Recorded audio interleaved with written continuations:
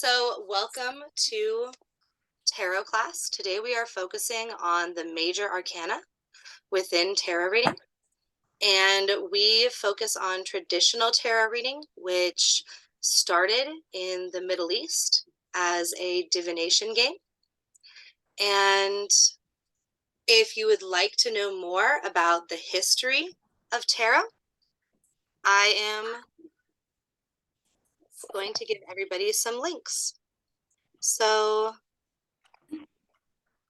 this is, I'm putting them into the chat. Divination. So if you go to divinationacademy.com, um, Life class. and see all of our previous classes. This is more important, don't you? No, Where's your cards at? What? And you can see all of our previous classes and all of the class recordings. Sometimes they take a little while to make it. I upload all of them to YouTube, and then we have an admin at the Academy who uploads all of them to the website. So sometimes they take a while to go from YouTube to the website. So if you would like them much faster, the YouTube is a better place to go. And you can just look up Divination Academy on YouTube. We are the very first ones and the only ones with that name. So go ahead and look that up. On YouTube, you will find playlists. All of our classes are organized into playlists. So click on playlists and you will see tarot card reading, you will see herbology and herbalism and scrying and spell casting and runes and Norse mythology and Celtic mythology and all of the things. We have a very wide range of classes here. And there is a fantastic bibliography Yes, on the website as well. If you would ever that I'm like still to know working on. where we get all of our information, either much like this class that you are going to learn, either our professors, this is part of their culture. My entire family is from Syria and Lebanon. And so this is a part of my culture. This is something that I grew up learning, the Middle Eastern numerology and Middle Eastern astrology. And that is how I learned to read tarot. So some of it just comes from my grandma and my great grandma and my mother, all teaching me about my own culture and the way that our family for generations has passed down the divination of numerology and how to use cartomancy to read someone's past, present, and future, which is the very first form of tarot.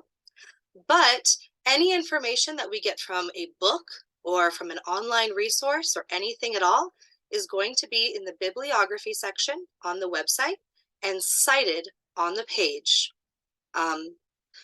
in the study guide section on the website. So if you go to the website, click on study guides, all the information we've ever learned at this academy is all right there in the study guide section, including video recordings, worksheets, PowerPoint presentations, everything with cited bibliography sources. So also, for any of you that don't know, and any of you who are not students at the Divination Academy, our academy is completely free. We do not charge any money for anything. Please feel free to get enrolled, join our certification programs, join our private apprenticeships, our workshops. Everything that we offer is completely free. All of our events, our retreats, our camping trips, our rituals, we don't charge for anything. I keep it free for everyone always. And yes, there is. So when it comes to tarot cards, by the way, Mari asked a question in the chat. She said, is there a big difference between Eastern and Western practices? So the answer is yes, in general.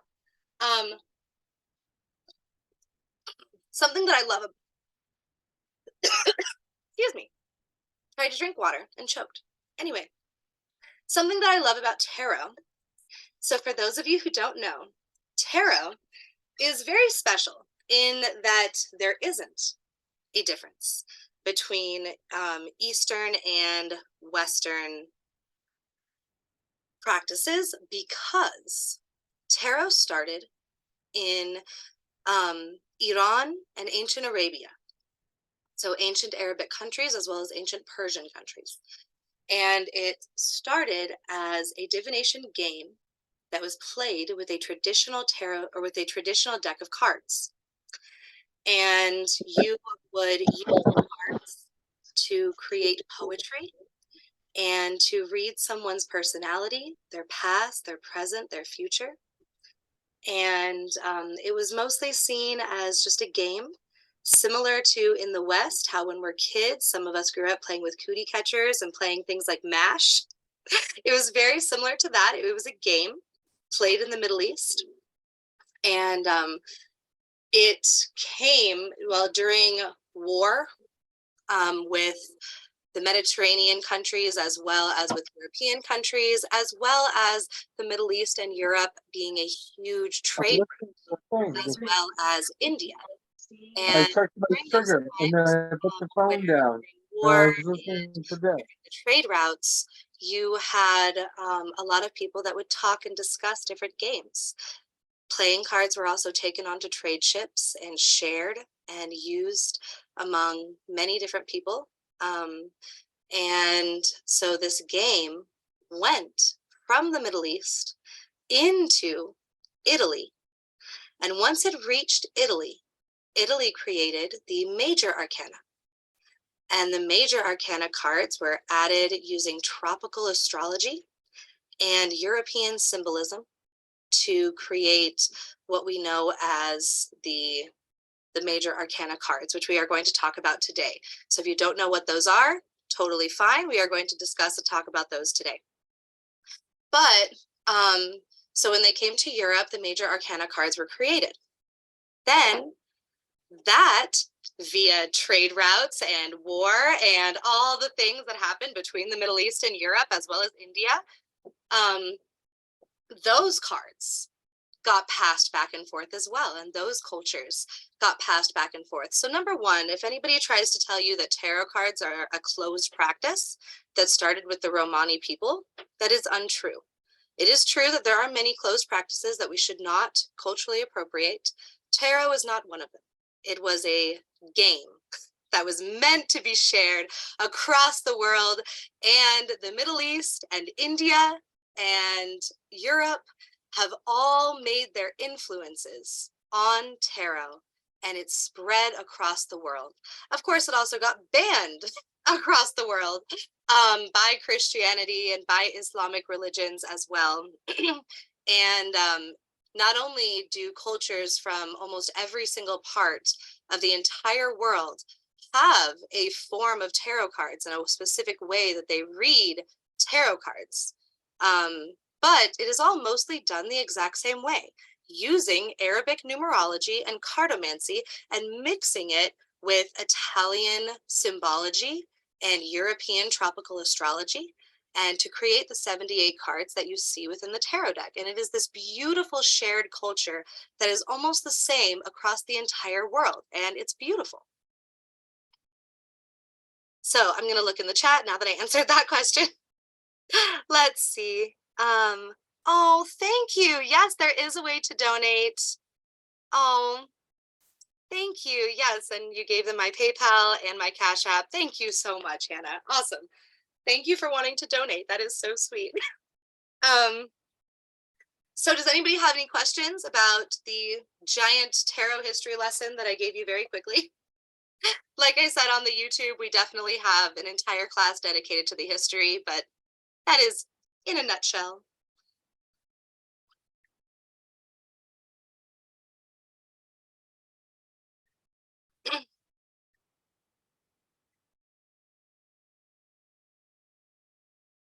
And if you do have any questions, please feel free to put them in the chat or just unmute yourself and talk. Because when it's in this full screen, I cannot see if you raise your hand, just to let you know. So type it in the chat or say it out loud, because full screen doesn't let me see when people raise hands. Oh, thank you, Amy. Thanks everybody for posting the PayPal and the Cash App. That was so sweet of you. Yes, there are. That's also a great question. So someone, Oh, go ahead. I was going to say, no. I was going to say, I didn't know if you saw the next message where they asked if the certain cards originate in certain places. Yes, thank you. So that is a fantastic question as well. So yes, is basically the short answer. But let me show you. So actually, as part of the slideshow that I have here to show you today, we're going to, oh geez, now you can see my Neopets background. Cool. Okay. Exit. Awesome. So we have right here, which I was going to show all of you. So the very first deck that is on record. Now, there are probably so many that were used before this, in all honesty, because playing cards were first invented in China. And after that, they were used all over the world for these different games. But the specific way that we read tarot today is based off of traditional Arabic numerology. And the cards that we have found that were the very first tarot cards to ever be used are from the Middle East. And I have a picture for you. So these are called Mamluk cards. And I'm going to zoom in a little bit for you so you can see. So Mamluk cards, right here, you can see the first depiction of pentacles or coins. Here you can see the first depiction of cups or chalices. Then you can see the first depiction of swords and the first depiction of what they called polo sticks instead of calling them staves. When they came to Europe, they were considered staves. So this is the very first deck that we have on record of tarot. They were only the minor arcana. They used Arabic numerology in order to read, and they were first found in ancient Arabia. They were also found in Iran, or Persia, because the Persian Empire was much more than Iran back then. But so they were found in Persia and ancient Arabia. These are the cards. What would be considered, whenever you see cards, a good way to tell whether they are from the Middle East or even the East in general, rather than being from the West, is they will not depict people. In the Middle East and in a lot of Eastern countries, tarot cards, even the court cards, and even once major arcana came to the Middle East after being created in Italy, it is seen as very bad luck, and there's a lot of mythology and lure around taking pictures of people and using them for things such as games or mysticism or gambling or things like that. So you will never see people depicted on cards if they originated in the East. If they originated in the West, in Europe, you are going to get decks that are very much like the Rider-Waite deck, which is one of the very first decks that was ever created in Europe. There are some that came before that as well, but that is the very standard known French and Italian deck that came from Europe. And it is the Rider-Waite deck. For those of you who haven't seen it, go ahead and Google the Rider-Waite deck. I don't have a picture of it up right now, but and those ones are going to depict people as the court cards, as the major arcana cards, even as the minor arcana cards, you're going to see people. So that's a very good way to know whether your deck originated from the East or the West.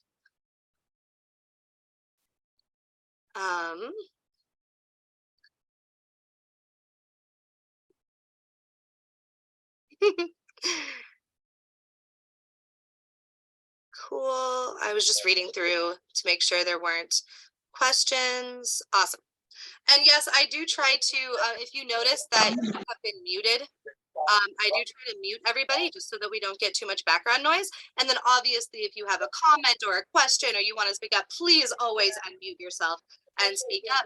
But just so that we don't get too much background noise, I try to make sure that I mute everybody. Who's always been a passion. And now a second passion, my own. Sweet. So does anybody have any other questions about the history or where these decks come from?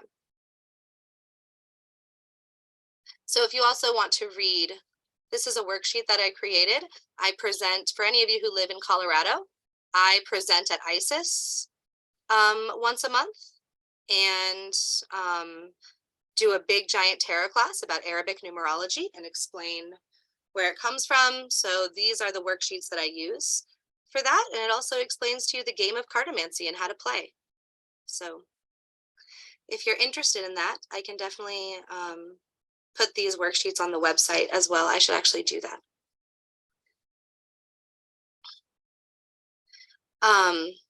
So yes, does anybody have any more questions about the history of tarot or where these decks come from and where they originated?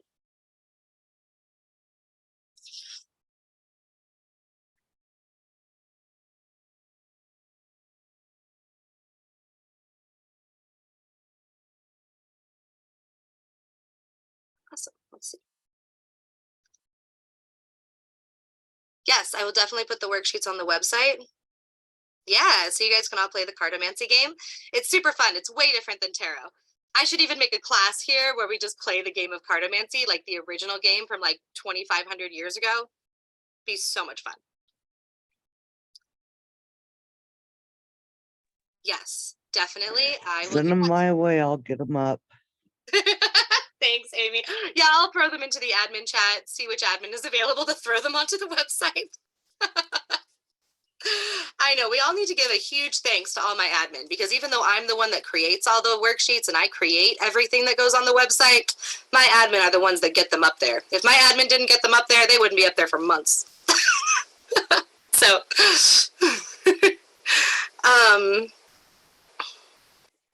awesome. So I will definitely have these on the website for you so you guys can learn how to play the thousands and thousand-year-old game of cartomancy from ancient Arabia. It's super fun, and it describes how it works and how the numerology from it works and everything. It's pretty cool. So what we are focusing on today, though, is the major arcana within tarot. So I do need everybody. I am actually going to turn off full screen so I can see your hands raised, because there are 23 of you, so I don't want everybody to scream at me all at once. So I'm going to stop share. Now I can see your hands being raised. Please raise your hand if you have attended a tarot class with me before.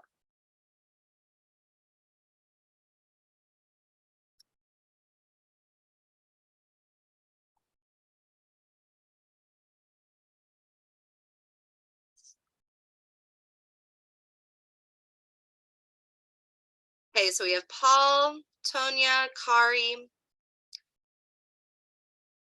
Kari, please tell me if that's right. Is it Kari or Carrie?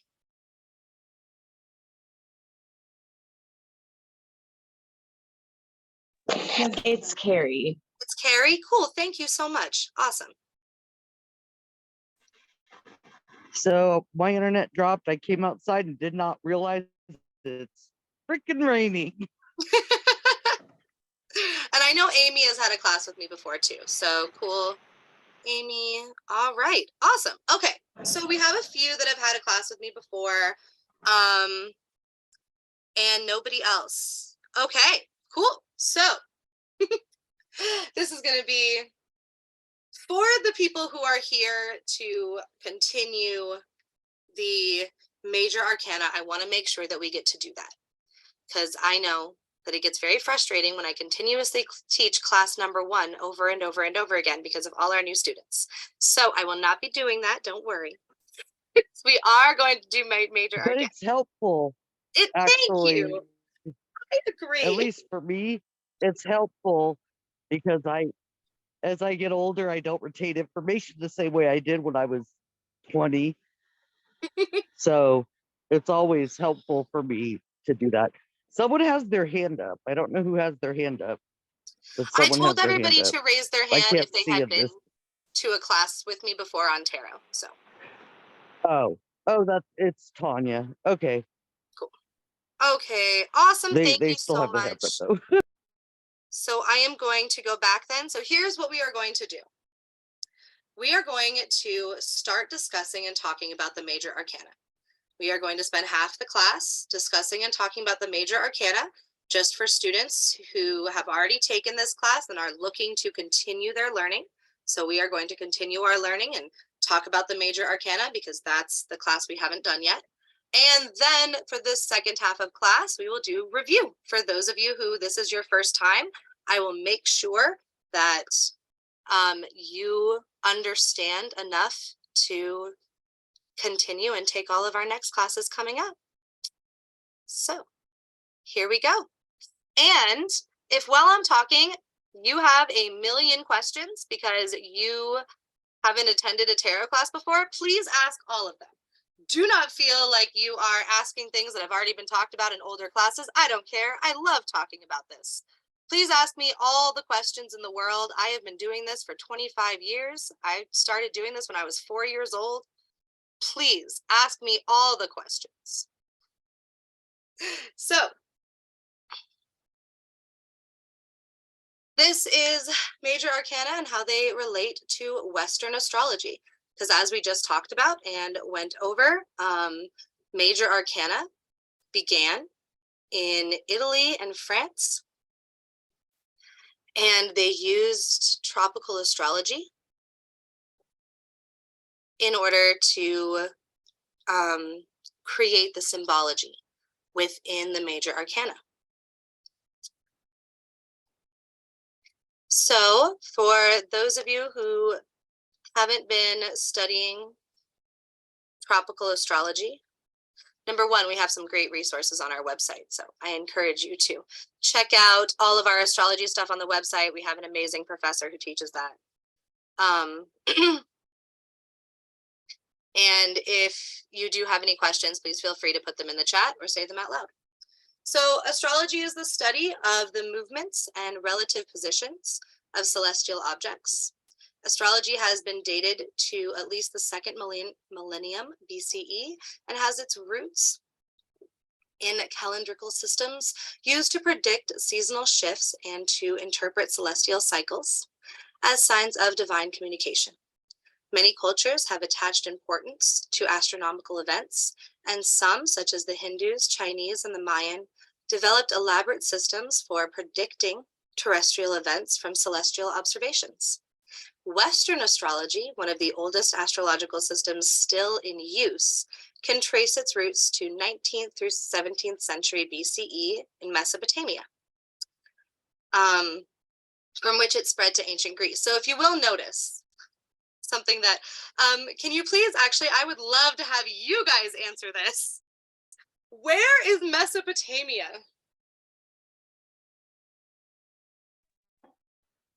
Doesn't exist anymore, does it? Technically, it's not called the same thing anymore. Yeah. I believe it's Libya. Well, it's just like What? the Orient isn't the Orient anymore, which my grandma always said Orient or Orientals, not a thing. It's the Mesopotamia area of the Old modern-day Iraq. Testament. Yep. Awesome. I love the answers that we are getting. Beautiful. I'm going to wait just a second to see who else wants to answer.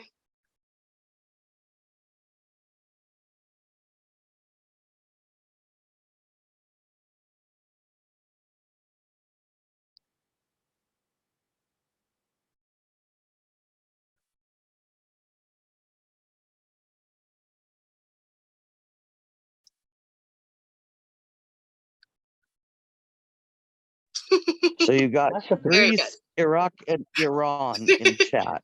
I love I was it. going to say So, Mesopotamia is Iraq, correct? very good. So yes, Mesopotamia would be modern day Iraq, but because of borders that are new, Iraq was nowhere near as small as it is today. So yes, technically when people talk about Mesopotamia, they're talking about Iraq, but they are also, as Mari did mention, so I do want to throw it out there, Mari did mention this, but it today would look more like Iraq, and it would also take up Iraq, Iran, Syria, certain points in Kuwait, certain points in Turkey. It is considered the Fertile Crescent, and the Fertile Crescent was much of the Middle East, but the entirety of modern day Iraq would be Mesopotamia, as well as bordering Middle Eastern countries. So when people talk about astrology and they talk about how it's Western astrology, please remember that Western astrology originated in the Middle East. It originated in Middle Eastern countries. So when Googling things, and because number one, I understand that a lot of mysticism today is classist. It costs a lot of money. This is one of the reasons my academy is free. It's because it costs a lot of money to get good education on metaphysics and esoteric knowledge and just mysticism in general. So a lot of times when you Google things, it'll say that, you know, the major arcana cards are based off of Western astrology. And then you think Western astrology is Greek. And it is, and it's not. Remember that it started in the Middle East, and a lot of these things started in the Middle East, and they made their way to Greece and to Italy and to all the places that are very close to the Mediterranean Sea. And so when we talk about astrology, we are talking about Western astrology, but it originated in the Fertile Crescent in Mesopotamia, which is in the Middle East. So when we talk about, and then I fit, yeah, astrology consists of a number of belief systems that hold that there is a relationship between astronomical phenomenon and events or descriptions of personality in the human world. So there are 4 elements within tropical astrology: earth, air, fire, and water. All of the astrological signs fall under earth, air, fire, and water. All of the astrological symbology behind planets fall under earth, air, fire, or water. So having a good understanding of the symbology of earth, air, fire, and water is a really great point to start at. So I would love to open this up to you guys. When I say fire, and remember, I am not talking literally. We are talking metaphorically, spiritually, and symbolically. What does the element of fire mean when we are talking about astrology? What does fire mean? What does it symbolize? What does it mean about your personality traits? What does it mean about your everything? And just about in general, when we talk about fire, what does fire represent? What does it symbolize?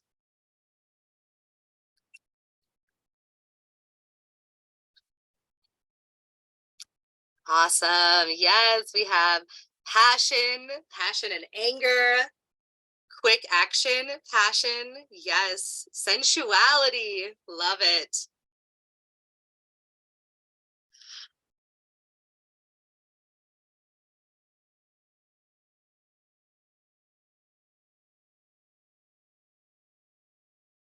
Mars, beautiful. Yes, creativity. Yes. Isn't fire the way that we grieve? Like from the funerals when we used to burn people? Oh, I like that. Yes. Many cultures use fire as a form to grieve and mourn the dead. For sure. Definitely.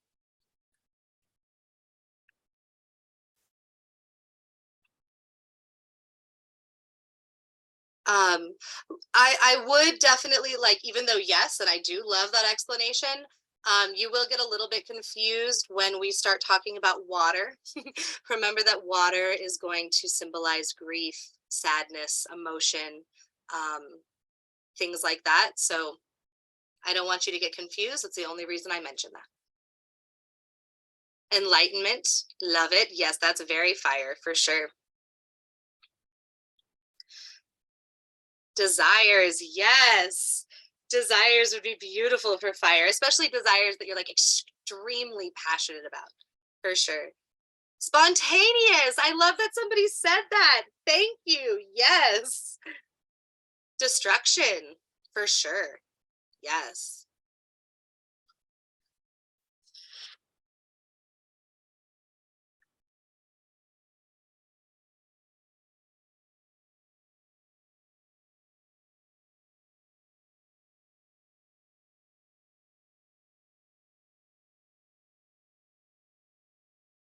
It looks like, oh well, I don't think that's a scratch on my laptop. I think also be careful. They have settings on here that allow you to draw on the screen. So I think somebody just drew a yellow line on the screen.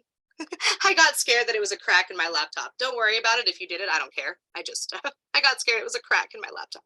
Anyway, continue. Transformation. That's a beautiful one. Yes.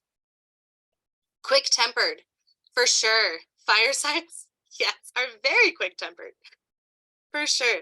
And quick-tempered too, I think something that we only think about when we talk about fire signs being quick-tempered is we like to just talk about how they can go from 0 to angry. As somebody who's a fire sign, quick-tempered can mean 0 to excruciatingly excited, 0 to extremely sad. 0, like quick-tempered is any temperament, not just anger. So I don't really get angry. I just don't. I really don't get angry.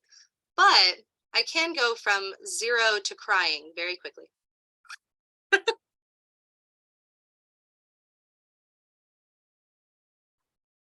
Awesome.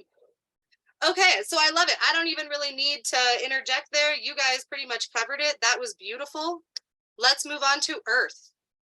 What do we, and we are definitely going to talk more about fire, but you guys covered all of the very quick things that I was going to say. So let's move on to Earth. Grounding, beautiful. Reserved, stability, determined. Oh, look at you. Yes. Emotionally guarded. I love that one. Yes. Especially with its like opposition to water, for sure. Earthly matter, money. Love it. I can tell you've taken my classes before. Look at you. Yes. Earth, we definitely talk about finances and money. Stubborn.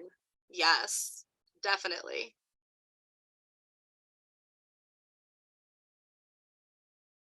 And earthly matter being absolutely everything that exists on this plane of existence, like on this planet Earth.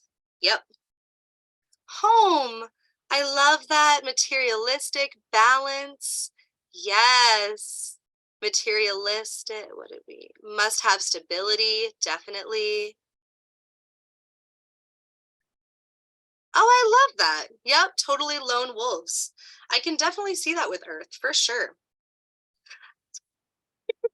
I do love that Kari is showing off that she's taken the classes before. That's beautiful. Love to see that. Grounding. Yes.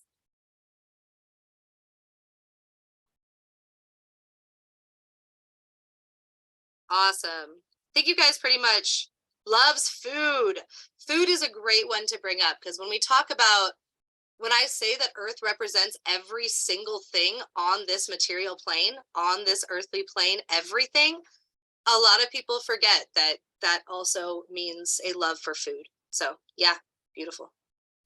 Observant. Yes. Yep. So below. I love that, Paul. Food critics. Totally. Awesome. Okay, let's move on to water. Because yeah, you guys are covering this great. I don't even need to interject. This is beautiful. So water. Yes, we have emotional, for sure. Passionate. Definitely. We're going to talk about how passion is different from fire to water, but sure, for sure. Intense, intelligent and creative. Definitely. Emotions. In me for spiritual, intuitive, flow. Yep. Intuition, grievances, dreamers. Yes. And yeah, you guys already said it, but definitely when we talk about intuition, we also want to remember empathy. So whenever we talk about water, you are getting that the empathic abilities, extreme empathy. Yep, describing Scorpio for sure. Non-linear, love that. Yes. Sarcastic. Totally. They understand humor in a beautiful way, for sure. Yes.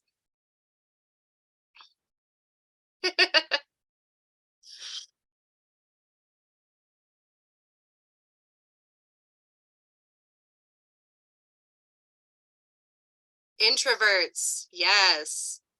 1 foot in both worlds. I love that. And that's going to be so important when we start talking about the major arcana cards that are represented by water. It is so good to be able to understand that they have 1 foot in both worlds. Definitely. Introverted with extroverts qualities, for sure. Sensitive, yes. Deep, oh yeah, so deep. They're deep in a different way that air is deep. Because when we talk about air, we're also going to talk about the people that are like intellectually deep as fuck. Communication for sure. We want the communication is definitely a little bit more air. Big babies. No patience. You're just ripping into Scorpio here. Is that? Yes. Yep. Remembers the past. Can definitely hold grudges for sure. I love people's the way that we react towards water signs. Water signs are always made fun of. It is so true. Yes. Ah, a lot of you are water signs. I mean, I can tell. A huge way that people find out that they're magical is empathy. Yes. I'm a Sagittarius, if no one could tell. And everybody tells me I act just like a Sagittarius. Awesome. Okay, let's move on to air. What do we know about air? Because we covered water. That was great. Yep. Yeah. Everybody can always tell I'm a Sag. Okay, let's see. Wait, let me go scroll back. Hold on. Okay, we have analytical. Yes. Free-spirited. Social community. Whoa. Sorry, it scrolled down. Social communication skills, philosophical. That was beautiful, Mari. Yes, all of those things. Thoughts. Yes, Kari. Communication or Carrie. I am so sorry, Carrie. I have such a pet peeve when people do that to people's names, and I'm doing it. Carrie, I am so sorry. I pronounce A's as Oz. My whole family speaks Arabic, and I always pronounce all A's as Oz. Anyway, thank you so much, Carrie. Thoughts, for sure. Communication as above, beautiful. Truth, yes. Communication, beautiful. Yes, another Sagittarius. Intelligence, theoretical, beautiful. I love that description. Yes. Logically, logic is a huge part of air. Sharp-witted, for sure. Free-willed, detached, loves to learn, truthful.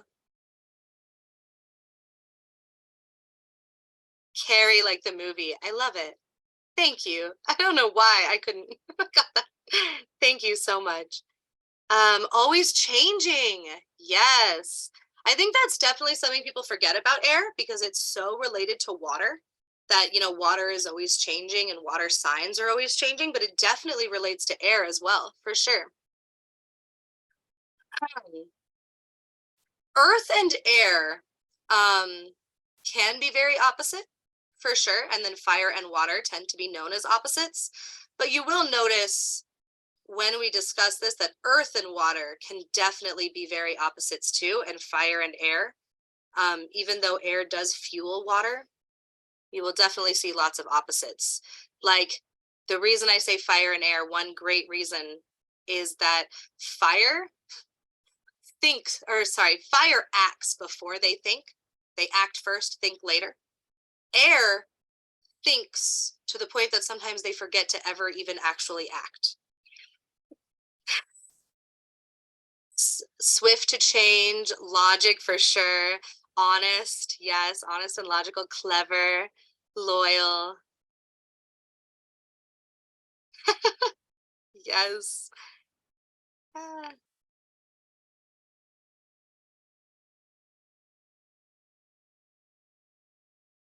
No earth in your chart. Same, Carrie. I have so much fire in my charts and no earth. It is crazy. I only have like one earth sign. I think I have one in my whole chart. Yes, big overthinking for sure. Air can tend to be a little bit dependent. That's a great question. I think you actually sent me a direct message, Tammy, but I'm going to let the entire chat know. So yes, air can be a little bit dependent in specific ways, only because air, because they are so in their head, they think so hard and overthink everything.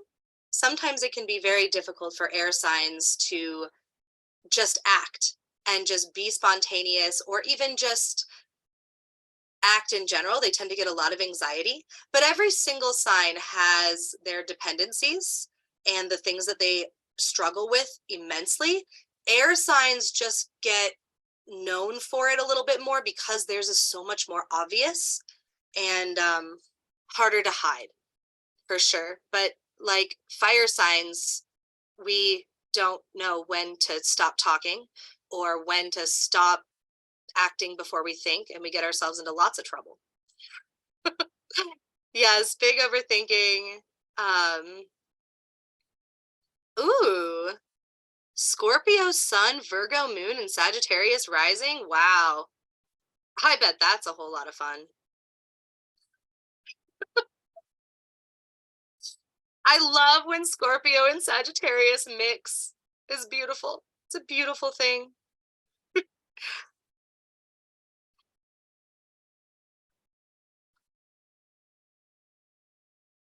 Yes, and fire signs don't hide anything, which I love that you brought that up.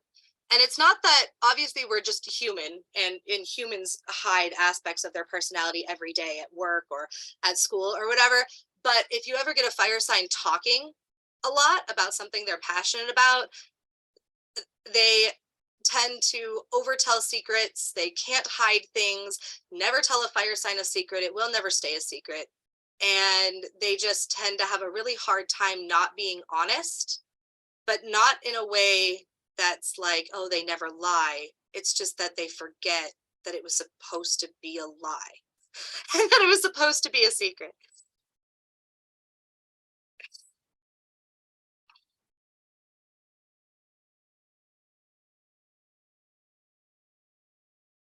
Oh, there is supposed to be sound. Yes, Courtney, I think something might be wrong on your end, although you probably can't hear me say that. I will type that as soon as I finish reading this.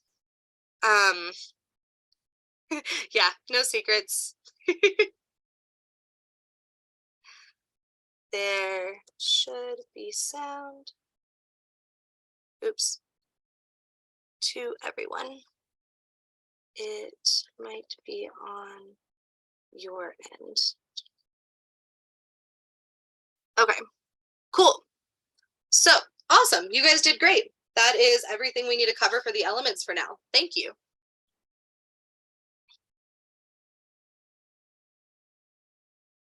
So next, that yellow line is really bugging me. Oh well. Anyway, it's fine. So you will notice that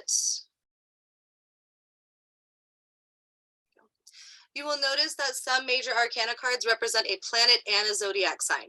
A major arcana card can represent both a planet and a zodiac symbol. It can also represent multiple zodiac signs or multiple planets, as well as the sun or the moon. To completely understand the card, you must understand its basic symbology. We're going to talk about that, as well as its multiple astrological associations. For example, the magician symbolizes Mercury and Gemini, which means that it's represented by heavy air signs. But also, as the magician, it represents all of the elements because of the symbology of the magician itself and of that card itself. So every major arcana card is going to have symbology all on its own, that is represented in multiple ways through the imagery on the card, as well as just its ancient symbolic association. And it is also going to have an astrological sign and a planet. So in order to fully grasp and understand the card, you have to understand its astrological sign and its planet, which then of course is going to correlate with its element and what that element means. And you also have to understand its ancient symbology and the symbolism that it has without the element, without the planet, and without the astrological sign. The Fool represents Aquarius, Uranus, and Aries, which means that astrologically, it is represented by both fire and air, as well as the interpretations that go along with the symbology of the Fool. So does anybody have any questions about that? We're going to talk a lot more about that, obviously, as we get into talking about specific cards and what each card means. But does anybody have any questions so far?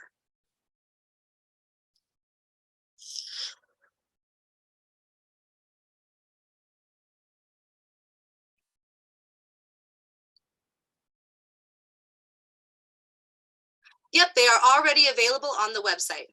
So every single slide here is already up on the website. Just go to the study guide section and click on tarot. It's all already there. Pluto, don't worry. Pluto exists in astrology. Pluto is a very powerful god. You're not allowed to tell him it's not a planet, even if science says so.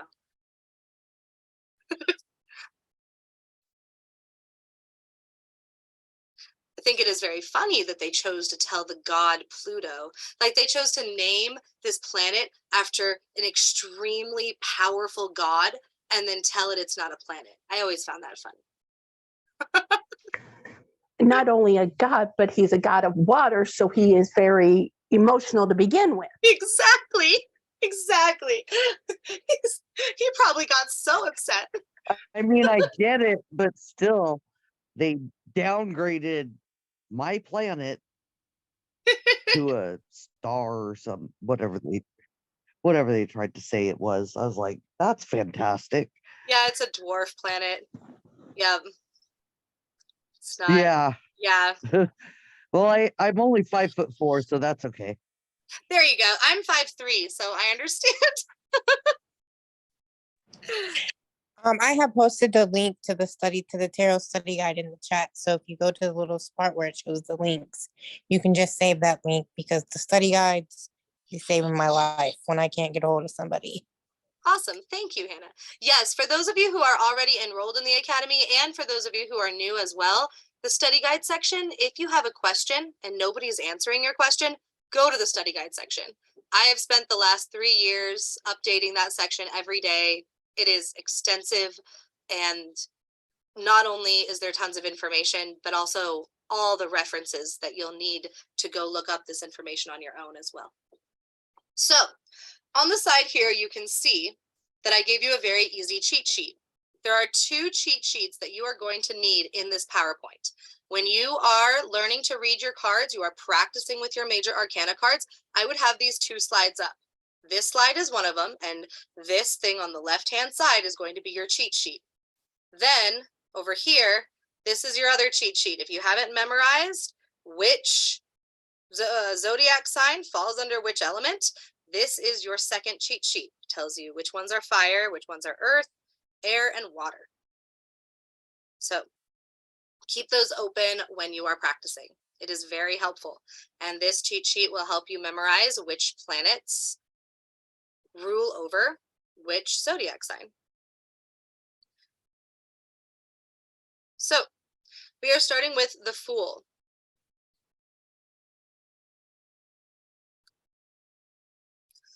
The Fool, so something that I love doing and that I think kind of gets brushed over too much whenever other people teach tarot classes.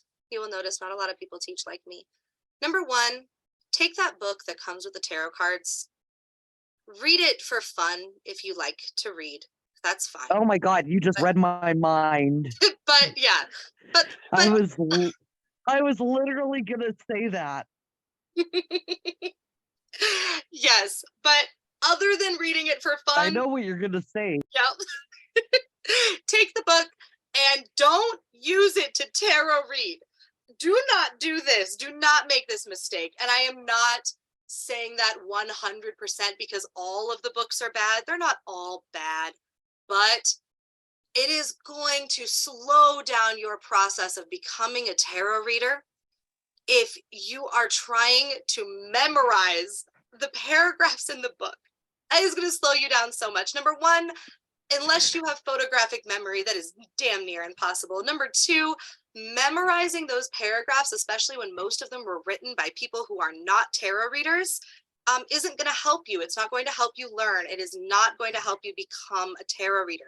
Do not give your friends readings and then just look in the book and be like, oh, this card means this. I promise you, go through the website, go to the classes, look at all the information. You will memorize it so much faster. It'll click, it'll make sense really fast.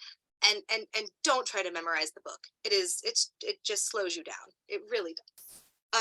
But anyway, one thing that I think that you should do is start by looking at the imagery of the cards. And especially if you have cards, and I would suggest doing this, buy cards, at least a few decks, or have them gifted to you, whatever you believe in, but that are drawn, where the artist who drew the cards is a tarot reader and understands how to put symbology into the imagery on the card. Of course, it's really fun to buy like the Game of Thrones deck and the Futurama deck and the blah blah blah decks. Those are fun. They totally are. I own some of them. Some of them are really, really hard to read. Yep, exactly. But the imagery is not going to be good. And the only book that I've ever found that even is a little bit helpful is from my Rider Waite deck, the first deck I got. Yep. I got the Nightmare Before Christmas deck, which I love the Nightmare Before Christmas, but me and Becky literally had to go through the deck to figure out because none of the suits were the same. They're completely different. She had to go through it with me to try to figure out what's cups, what's wands, what. Very confusing. Start with the Rider Waite deck. I'm so glad I did. Yeah, starting with the Rider Waite deck is a great idea. And I saw some of you already asked this question, so I'm going to answer it right now. Here are some other decks that I would suggest. The Shadowscape deck.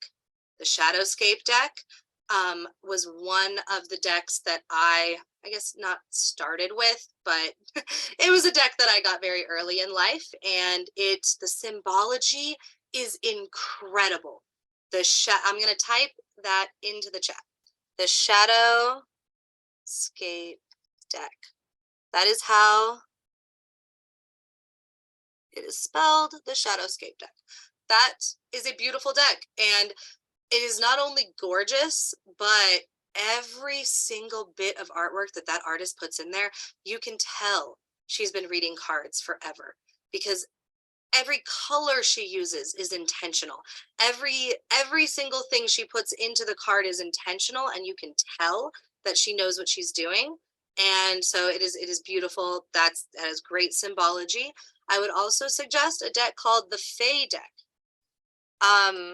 The Fae deck is another one that I start my students on, and it is amazing. The symbology in there is fabulous.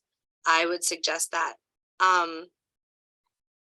Yes, by the way, anybody who joined in late, the recording will be put on YouTube.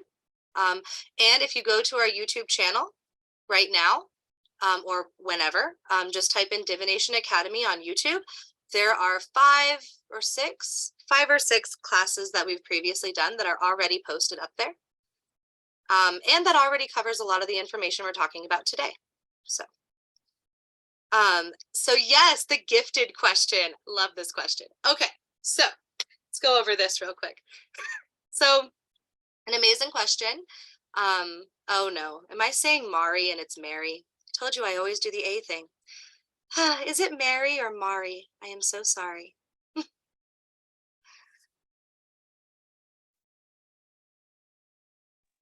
I think that's Mary the way it's spelled.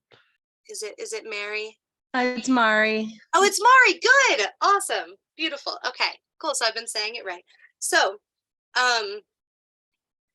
so here is the beautiful mythology. And the reason that people say that tarot cards need to be gifted to you. I know probably a lot of you have heard this on social media or just everywhere.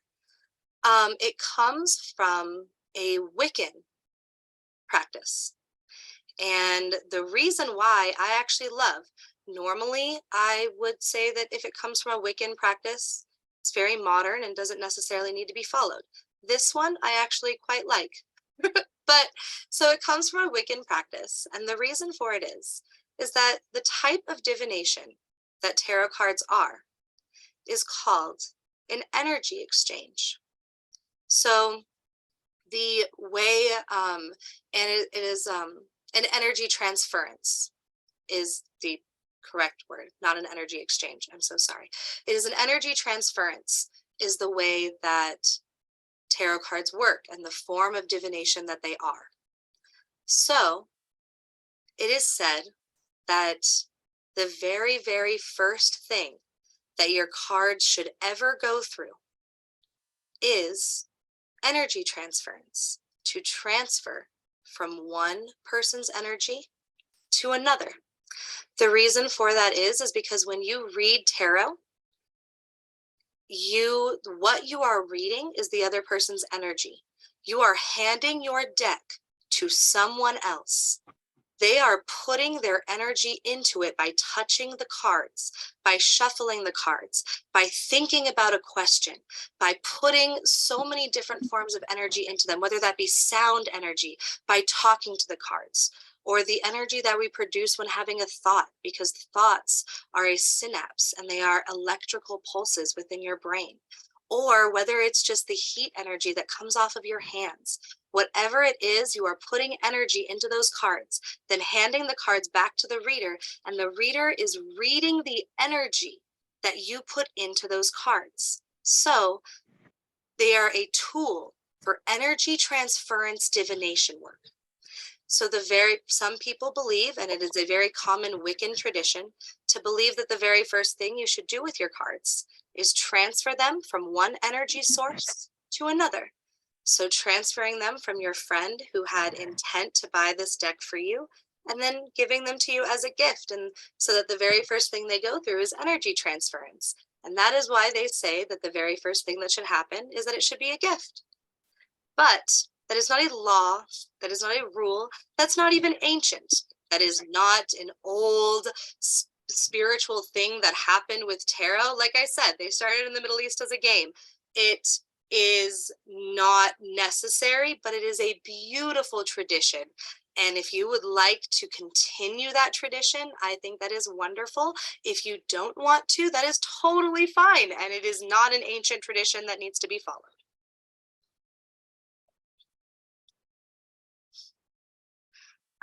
Let me look at the other question.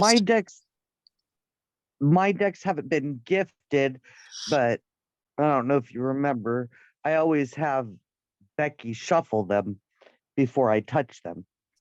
So she shuffles them, which takes away previous energy and puts her energy in, and then my energy. And I saw someone asked about, because other people touch them from when they're like packaged and everything. And yeah, but you don't want their energy because, first of all, you don't know them. You don't know if they have good energy or bad energy.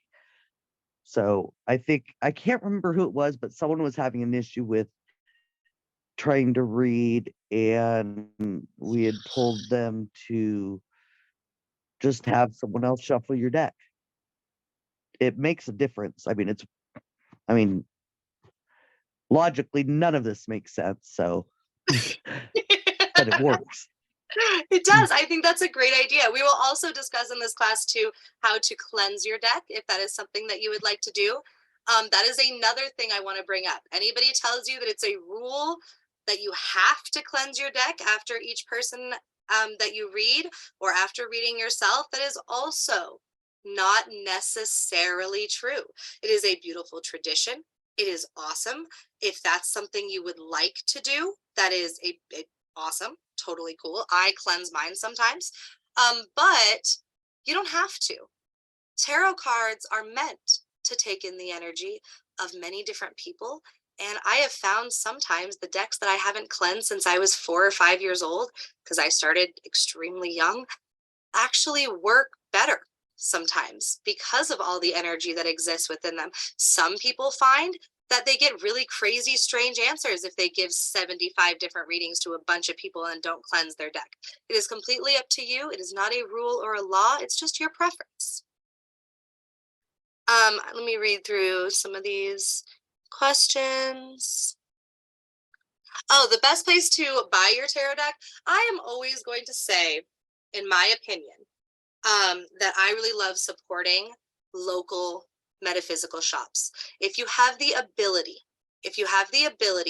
to go to a local metaphysical shop, I am a huge advocate for keeping those types of shops open. And I would say the best place to buy them is to go to your local metaphysical shop and buy the cards. If you cannot do that and you don't have accessibility, completely understand. I'm sure that like some small town in Missouri probably doesn't even have one. And so if you do not have the accessibility to do that, I would buy from small businesses online.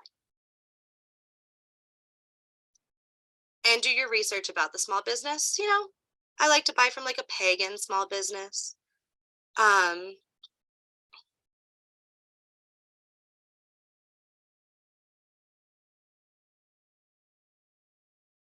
Okay. Are these decks that you're talking about what you have pictured? No. The decks that I have pictured are from different decks.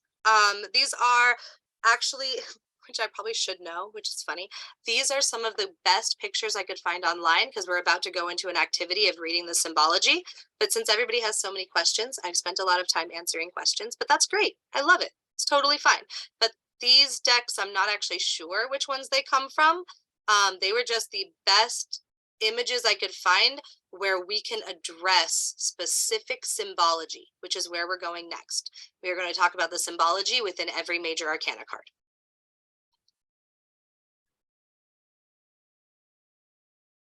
So that's a great question, Courtney. So by that rationale, aren't you getting that even if you buy them from the person you buy them from? Yes, totally. You are. You are getting energy transference just by buying them from a person. Totally true. It is everything that you work with in witchcraft. You are going to hear this word a million times. Is intention. So when somebody buys you a deck, they're putting intention into the cards, and that intention is to give it to you out of kindness, gratitude, love, and all of those things. And so when you add that type of energy into the cards, you are adding intentional energy. They specifically picked this deck out for you. They specifically put love and intention and all of these things into the deck because they specifically picked it out just for you, which gives it a different type of energy. Like I said, either way, it's not necessarily best to have it as a gift, but that is a tradition, and it is a beautiful tradition. I have done both. I have bought my own decks. I have also gotten them gifted to me. Both, I haven't seen a difference in the way that the cards act when reading. So I think that gifting is just a beautiful tradition. Not gifting is also fine. I wouldn't say one is better than the other. I had a reading during COVID. Okay. So that's actually a great, I'm going to spend so much of this class answering questions. That's totally fine. I love it. We might go over just by 15 minutes though, if that's okay with people, just because I want to get to a certain point to make sure that you walk away from this class with some knowledge about the major arcana. But that is a great question, Kaylee. So it's a huge pet peeve of mine. If you get a reading online Or you go to a tarot reader and they do not have you touch the cards.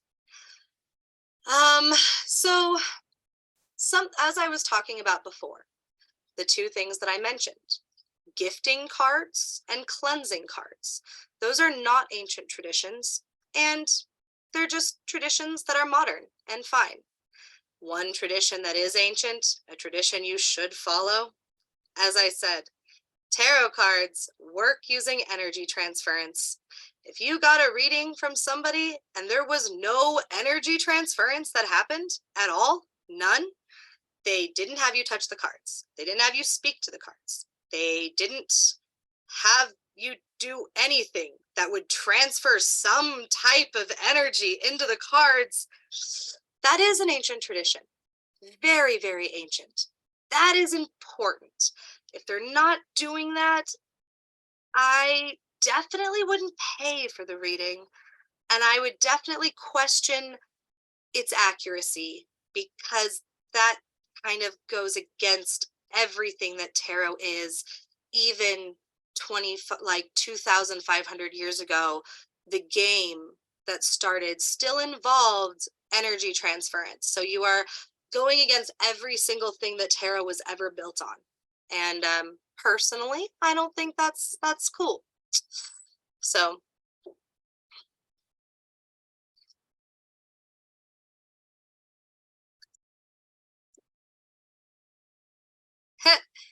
yes, Katrina, thank you, Hannah, for mentioning Katrina's shop. She's a wonderful person to buy from. She's a student at this academy. Definitely buy cards from her. She's wonderful.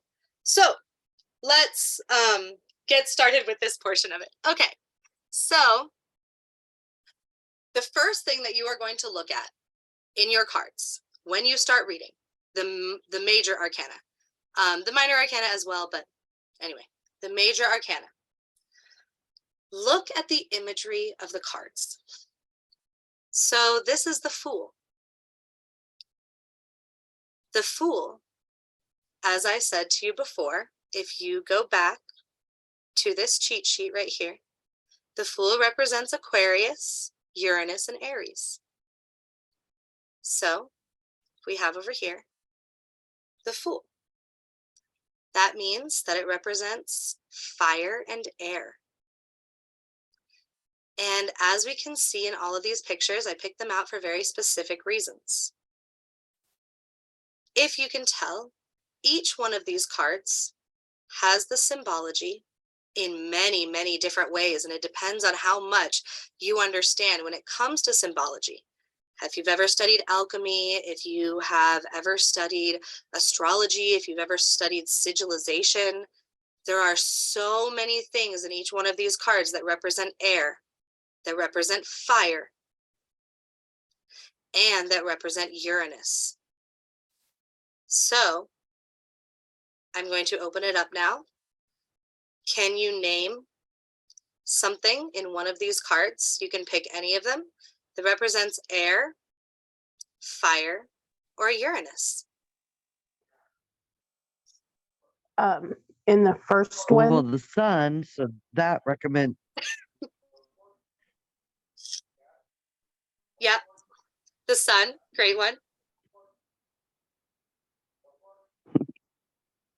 in the first one, and in the second one, they're talking about a leap of faith. So that's that quick action of both air and fire. Yes, beautiful, totally. Yep.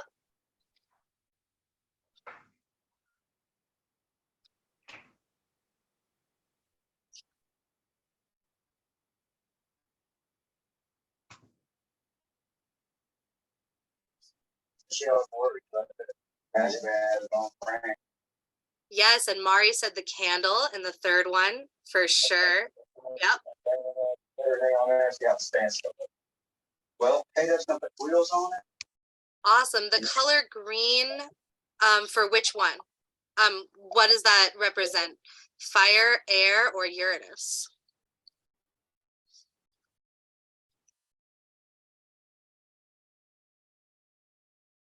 A little bit. That part.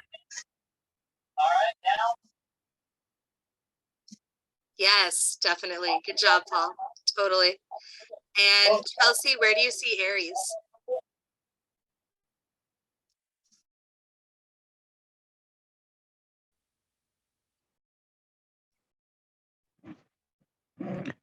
You know, the first two, they're skipping around, and that to me, like, not that I can skip anymore, but that is like an air thing, like they're, especially the second one, uh, his feet are barely touching the earth. Yes, definitely. Exactly. And that is such, I love that you brought that up because exactly, that is such a great representation of both air and fire that they definitely tend to not have their feet on the earth. Yep. And I love how they represent that by having their feet up off of the ground. Oh, and you mean the actual sign of Aries. I see exactly what you mean on the third card at the bottom. Yes, definitely. And the staff Yeah, on the second The one is third the one sign is of so Uranus. different. I love that Yes. first one. They've got the frame all set up and Definitely the staff for sure. I see, but yep. And I love that first one though. me too. It's Just beautiful. the colors, that it's so pretty. I'm just like, he looks like he don't even care. He's just gonna walk off that edge and whatever may be, may be. Yes. And I love That that. dog Yep. is like, no. The dog Right. is like, no, dude, what's wrong? No. But he's just like, la la la la la. Exactly. Which is such a fire thing to just kind of act and wander and la la la la la and not even realize you're about to jump off a cliff because you're just doing your own thing and not worrying about risks or the cliff. And yes. That dog must be a Pisces or something. Because he's just like, dude, no, don't do it. Definitely. And the color of the stairs, Mari, I love that. Yes, definitely that Oh, deep it's red. so beautiful. And in the third card, the stairs as well being the color of Uranus and Aries, for sure. Yep. And the dog, for sure, Aries. Yes. And juggling, yes. I think that air and chaos is a great way to say that. I also think that the juggling, at least in my mind, also represents how fire signs tend to be juggling 5 million things at once. Because they're just like passionate. Yeah, but what is he juggling? To me, it looks like he's juggling tarot cards. Right? Yep. Yeah. That's interesting. And then sense of adventure, loving to explore, risk taking. Yes, Jennifer. Yes, definitely. And I like the cat. me too. The cat looks Cat very is just like, content. whatever, man. Whatever. Yes. You do you. I'm just gonna lay here on this pillow. I love how you mentioned calcination, Paul, definitely. For the stairs in the third card. For sure. The apple in the third card symbolizes rebirth. Yes. Oh, I love that. Yes, it does. Awesome. Yep. It's not. There's a dog in the first two and a cat in the last one. Okay, cool. Yeah, that's a great. So a lot of what you'll notice, the fool is always represented with an animal. And it is said that the fool has a really deep connection with animals, and that they also tend to never be depicted with another person. They are alone on their adventure, and their companion. Alex, you need to mute Rhonda because we can't hear you. Oh, thank you. So you're welcome. The Fool is, yeah, always represented with an animal, and they tend to be by themselves on their adventure. And a lot of people take that as representing air, because they tend to be this lone adventurer that is trying to experience the universe and gain all of the knowledge of the universe on their own. And they're just starting their adventure through knowledge. It is also said too that animals represent divination and magic. And divination and magic are represented by fire. And so those are some reasons why animals are depicted in there as well. And you will notice in lots of fire cards, they also have animals. So that is another reason why too. That Alex, I don't mean to interrupt, but Rhonda unmuted. Oh, she muted again. She's got a lot of background noise. So when she unmutes, we can't hear anything. she does. I have noticed that I have to But mute she people. muted again. Um, Really, really loud.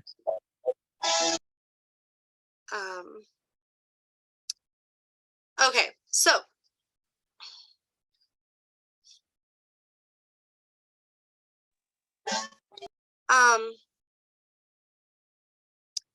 cool. I just want to make sure. Hey Rhonda, can you make sure to stay muted? You have a lot of background noise. Yes, I just wanted,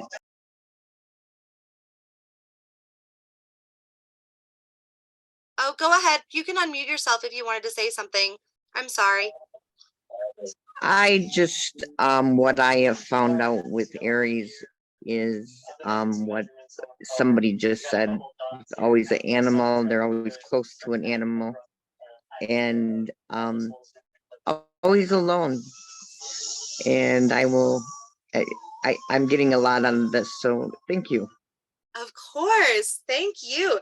Yes, definitely. Aries is also depicted by animals as well. And that's a great point to bring up, is that Aries tends to show up in things alone and always with an animal. And no, don't be sorry, Paul. I love that your alchemy is coming out. That is beautiful. And I was going to mention a lot of those things as well. So,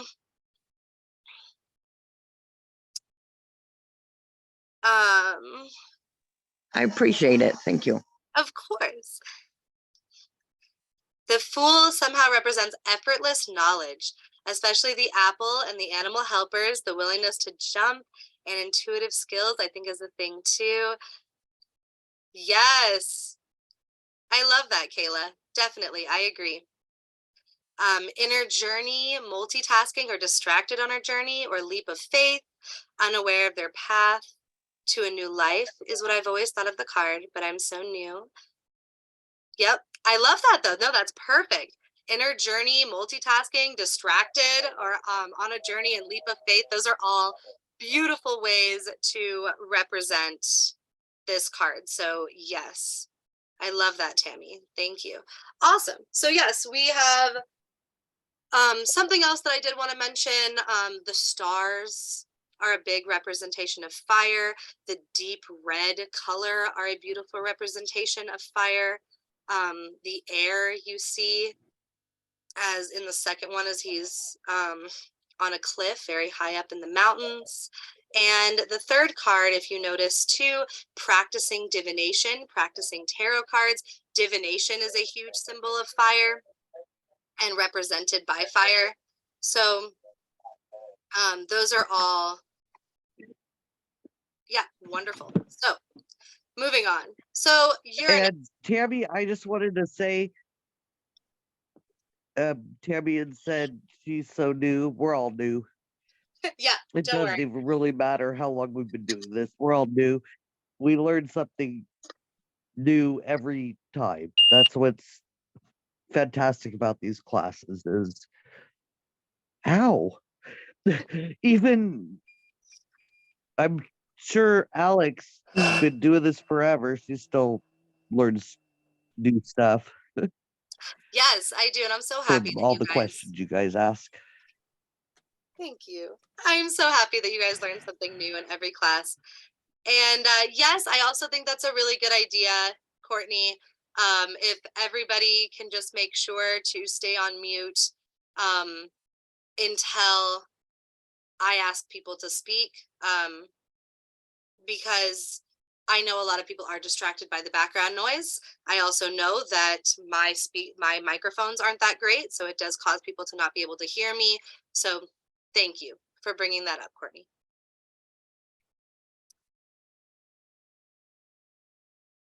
Oh no, you weren't off. You weren't off at all, Kayla. I loved your description. There's definitely a lot more to it, but yes, no, your description was fantastic. Oh no, it's okay, Rhonda. You are not the problem. Don't even worry. I understand wanting to be off mute and just having background noise in general. It's happened to me too. It's happened to the best of us. Don't even worry.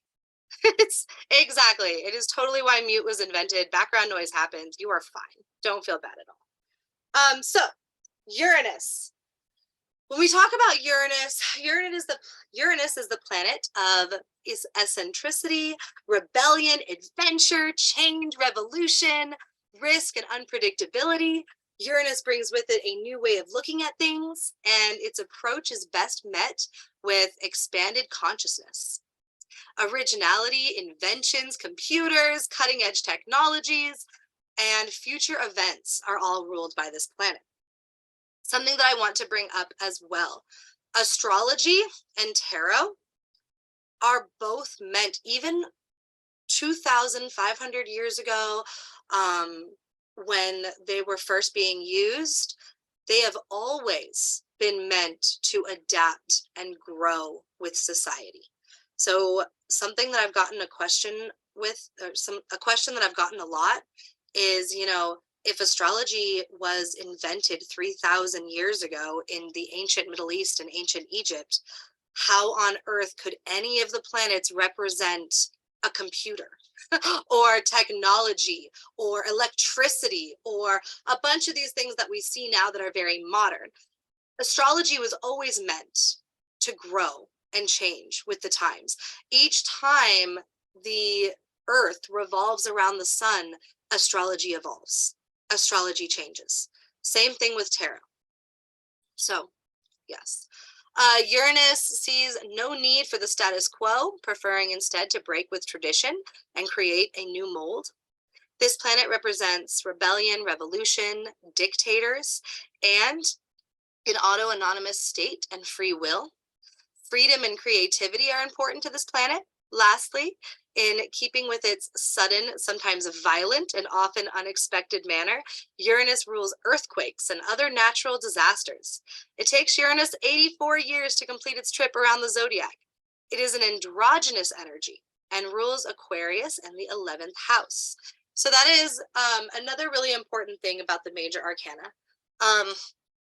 Throughout Europe, and also throughout many other cultures as well, it was very common to give a gendered energy to these things. And I really want to mention too, as we go down this journey together, a gendered energy does not equate to man or woman.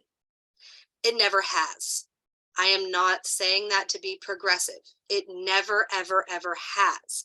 So when I talk about the high priestess, I talk about the empress. They have feminine energy, just like the moon in many cultures, such as in Spanish, the name for moon is Luna, and Luna has feminine energy. These things do not mean that the moon is a woman in the sense of a human gender.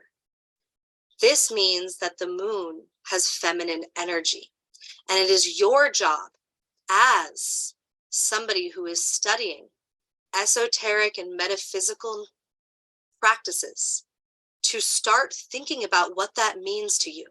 Start taking stereotypes away and out of your mind.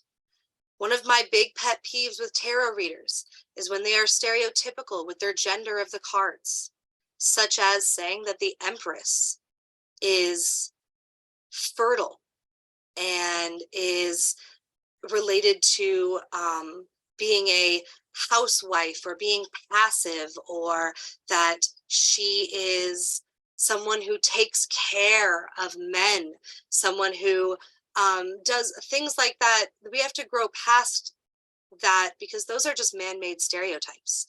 What does feminine energy mean when we take humans out of the equation and instead we talk about the feminine energy of the universe? What is the feminine energy of the universe? What is the masculine energy of the universe? And what is the androgynous energy of the universe? They are not stereotypes. It is energy, and it doesn't equate to man or woman. And it definitely doesn't equate to stereotypes put on to men or women. Okay, and then we have some things in the chat. Yeah, literally man-made. Yeah, yeah, exactly.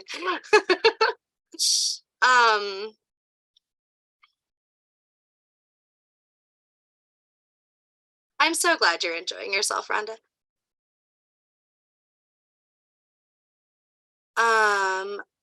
Fertility can just mean creative. Yes, that creates a beautiful life and home. I love that, Kayla, for sure. Fertility can mean many, many different things. It's true. Creation, protection, totally. Exactly. So start thinking out of the box. Start trying to rid yourself of stereotypes that exist just because you happen to live in this time period on this planet. Think about it in the sense of the universe. When we talk about Venus having feminine energy, Venus isn't even on Earth. Venus cannot have anything to do with Earth stereotypes. We are talking about the energy of the universe. And yeah, so start thinking about that. What is your definition for masculine and feminine energy? Aries. In the Western tropical zodiac, Aries season begins at the vernal equinox, representing the yearly rebirth of the sun in the northern hemisphere, and the renewal of growth at the beginning of spring. It begins on March 21st and ends on April 19th. The Aries archetype is bursting with youthful enthusiasm, linked to the vital force of life, reawakening after the long winter. The ram's affinity for inspiration, impulsivity, and assertiveness are kindled in the fire element. In Egyptian astronomy, the ram's association continued through the sun god Amon-Ra, who had a human form and a ram's head.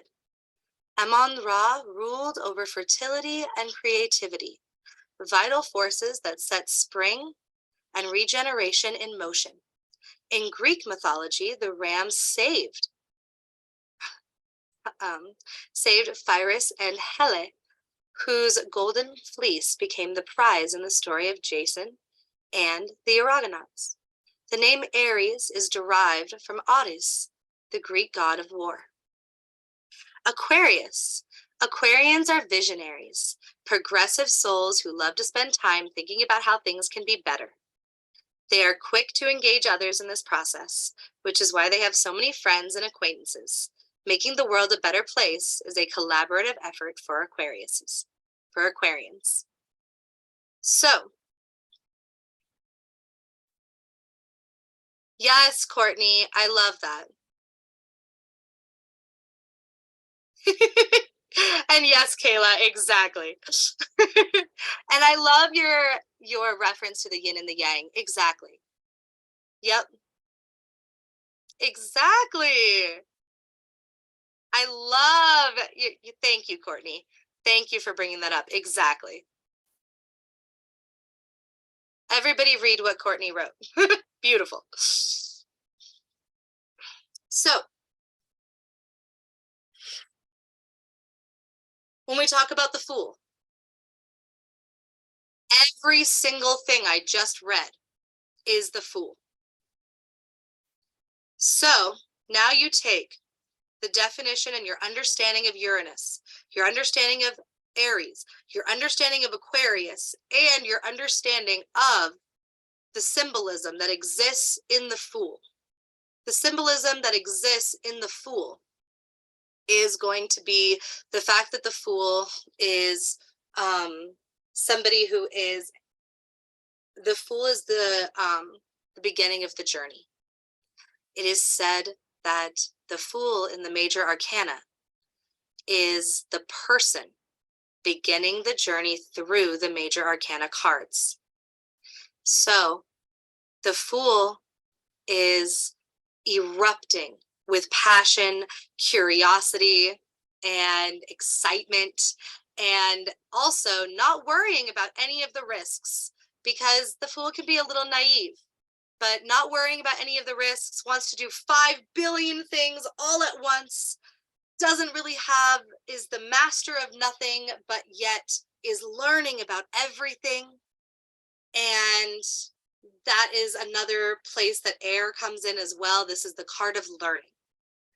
And you are starting your journey, and you are extremely excited, extremely passionate, and you do 5 million things at once. You don't think about the risks, and you probably have walked off 7 cliffs already because you didn't think before acting, but yet you love it. Usually the Fool doesn't even mind that they have walked off 7 cliffs. They are just excited to learn and to gain knowledge, and they want to change the world. They want to change their world. They want to change their inner world. They want to change the outer world. They want to be rebellious and start their own path and create something new. In my defense, it was only 3 cliffs. Right? Mine's about 45, so I... Oh, come on. I'm 50 years old. How many cliffs do you think I jumped off of? The Fool takes But baby steps. I'm going to say 3 because I'm going to try to be a good girl. There's only 3. The Fool, wait, I want to go back up. Okay. The Fool takes baby steps in the way that actual babies are all in and full of trust that it'll work. Exactly, Kayla. Yes, the Fool is definitely They're filled with too trust slow. too. That They're too slow. The babies take too much time. it's true. But in the sense I've had a couple. I know. It's like, I know I have had none. There's a reason I'm not going to have any.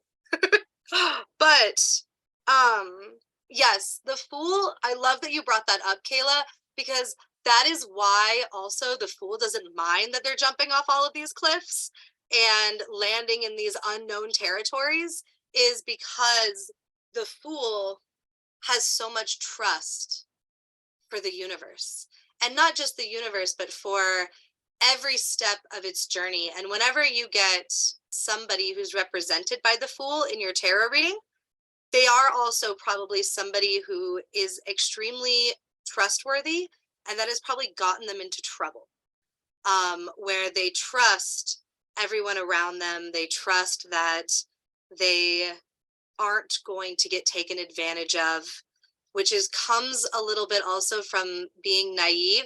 But think about also how many doors that opens up when you aren't blocked by fear of judgment or fear of getting taken advantage of, or any of these fears that come from our lack of trust of not only humankind, but just of the world.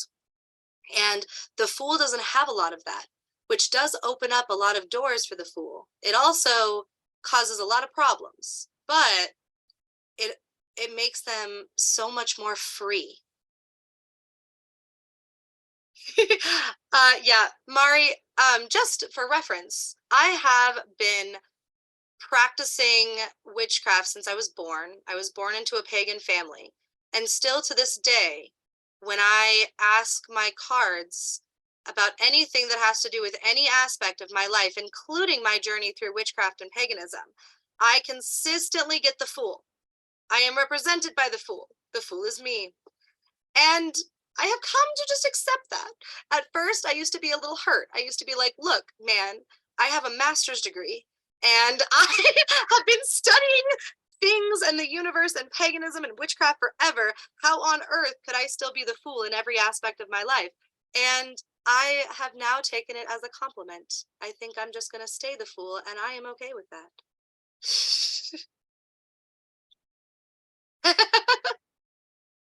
Oh, I love all of your comments. Yes.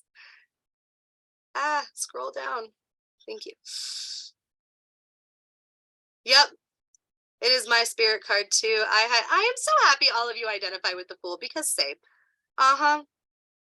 Yep, they assume that everyone else has good intentions because you have good intentions. Yes, Courtney, that was such a beautiful statement. Exactly. The Fool has such positive, wonderful intentions that they just assume that everybody else does too. I actually got called out on this a few days ago, and I didn't even think about it. And see, this is how I'm the Fool. I like giving teeny tiny stories because not just because I like telling stories, but because this will help you to understand how this major arcana card can actually start representing a real person. Because when you give a tarot reading, you don't want to just sit there giving them all these metaphysical, like big spiritual blah fluff. You want to tell them what this really actually means in their real life. You want to tell them this means you act this way in this situation pertaining to your question. And you want to make sure you're not just giving them a bunch of metaphysical mumbo jumbo. Even though we love the metaphysical mumbo jumbo and we love learning about it, in a tarot reading, you want to make sure that you are staying very much to the point of their question. So I got asked a couple of days ago for my admin for the academy. I don't know them. I've never met them in person. And I give them the passwords to all of my things just the first day I meet them. And I'm just like, here, have access to my website that I spent 5.5 years creating. Have access to my email and to my YouTube and to my entire life's work. Here, have fun, edit it with me. And I never once, until 2 days ago, when one of my friends asked and pointed it out, I have never once thought they could destroy it. Never, not one time. So that's a very fool thing to do.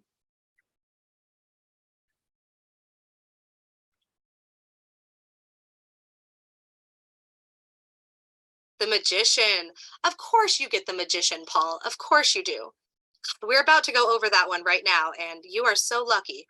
I've always wished to get the Magician. Never have I ever. I feel like too, like the Aries, like it's very Aries, but the Fool, like you can tell them about life experiences and you can, try to guide them on the right path, but they really have to learn lessons on their own. I think that's a huge fire sign thing. Yes. But the Fool is very like, they have to walk the path, hit the bumps, fall down, pick themselves up, and maybe they filed away what you told them and might come back later and be like, hey, remember how you told me not to do that? Well, I now learned not to do that. Yep, exactly.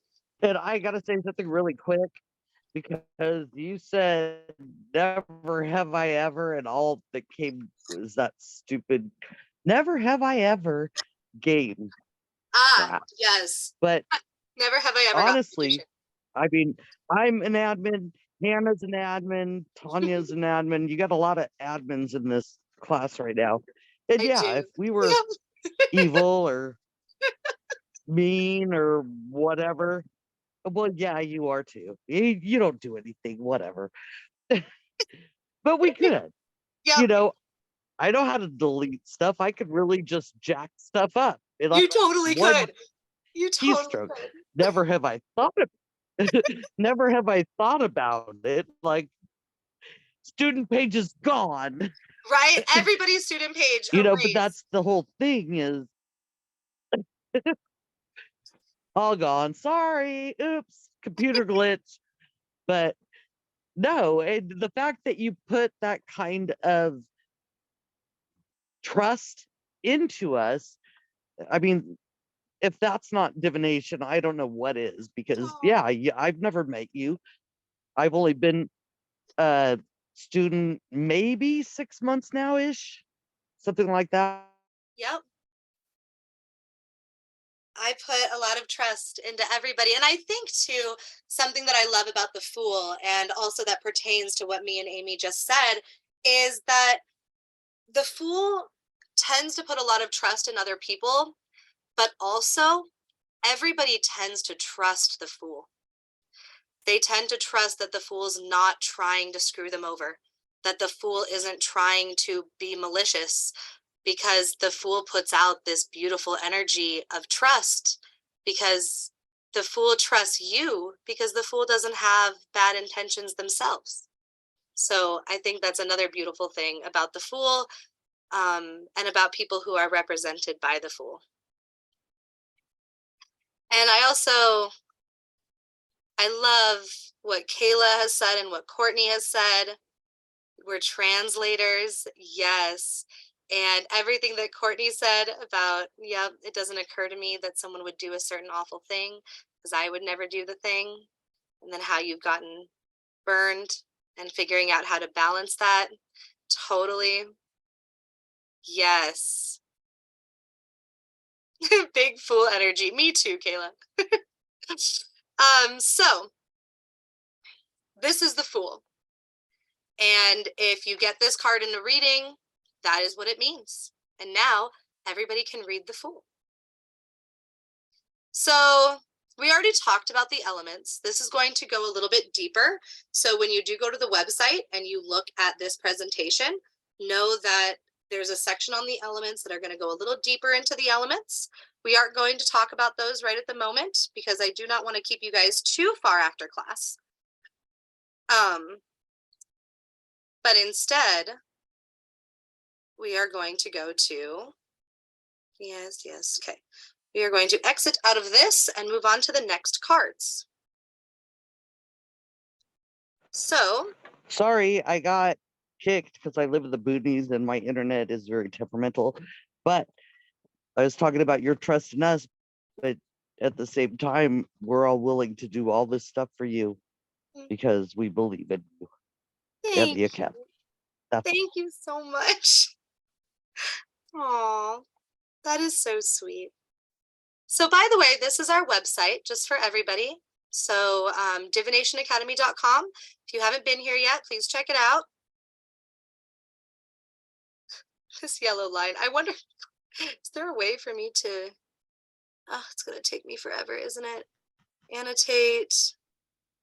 I'm going to say that the bibliography right now looks like a mess, but it won't for much longer. I'm working on it. Honestly, that's just a Cut great me some disclaimer. slack. It's not easy to. That's a great disclaimer. I'm just trying. For everything. We are constantly working on all of this every day. If you notice something's a little messy, just know we're working on it. But if you go to the study guide section at the top right here, so to sign up as a student, Tammy, the Facebook page where you saw this class, just send us a message. I have about 126 messages that I am trying to get through on there. So if I don't respond to you for like a week, just keep coming to classes, just keep hanging out. I promise you will get enrolled. I just I don't have time to answer all of the messages all at once. So keep track of your classes. Keep of track of your classes so that when I've been the one making the student pages, which it's easy peasy, but keep track of your classes. They will count whether you're enrolled or not. If you're trying to get enrolled, if you're going to get it, just keep track, because it matters if you want to go on and get certifications and da-da-da-da. So here is awesome. I want you to enroll too. So yeah, here, let me show you guys really quick before we move on. Like I said, class is going to go about 15-20 minutes over. I do apologize, but I think it's great that we got so many questions answered. So that's why we're going to go over a bit. I know, everybody look at Alex's Facebook page. Awesome. Come on. Wait, hold on. What's that? That password? Oh wait, I already have it. Already have access to that page. Never mind. You do. You already have access to this page. I actually have had the problem I was before gonna try to where be. admin post things on the divination page mistakenly, and I have to go delete them all. So here is the Oh no, divination. I get very confused. Yep. I'll be like, why isn't this showing up? And I'm like, oh, I'm on divination. Switch. Here's the Divination Academy Facebook page. This is all of us on our foraging adventure. We go with a professional herbalist to go forage for all of the things that we use in all of our spellcraft. So go just click message us, say, hey, I want to get enrolled. I'll get you enrolled as soon as possible. It might take a week or so. So here's where we're going with class. Sorry about that. Once again, answering everybody's questions. So scroll down in the study guide page to tarot. And this is where our next presentation is. That's the only reason I'm. So we are going to click on astrology and tarot. Then you will get everything that I just showed all of you. The next card that we are going to is the Magician. So this is the Magician card. We also have, I think, yeah. No. Okay. Anyway, I'm so sorry. Let's just go back. I totally thought that I had a little PowerPoint for this, but that's fine. Anyway, so the Magician. The Magician is the representation of Mercury. So if you go, so now that you know, and all of these cards are listed in here. So now that you know that it is the planet Mercury, you can then go back to that tarot presentation, go look at your cheat sheet, and now you know that Mercury rules Gemini. And if you don't know already, Gemini is air. So then that makes sense that Mercury, because Mercury rules over Gemini, is the planet of communication, study, knowledge, and intellect. And then we also have, which this is written a little funky. I am so sorry. Mercury is not the element of earth, but Virgo is. So I'm going to rewrite this. Anyway, I take really quick notes. So Mercury, the Magician, is represented by Mercury, by Gemini, and by Virgo. And something really special about the Magician card is if you go over here and you look at Virgo, Virgo is also ruled by Mercury.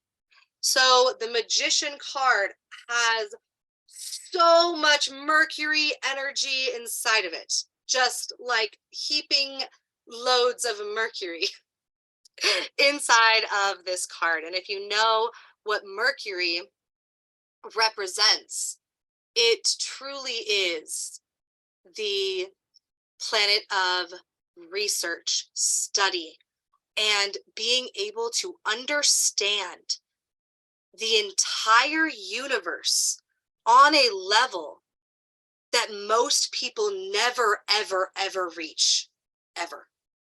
So this is why I made that comment that I said that I've never had the Magician represent me. And I always admire people who do have the Magician represent them. And we are going to talk about what this means if you receive this in a tarot reading.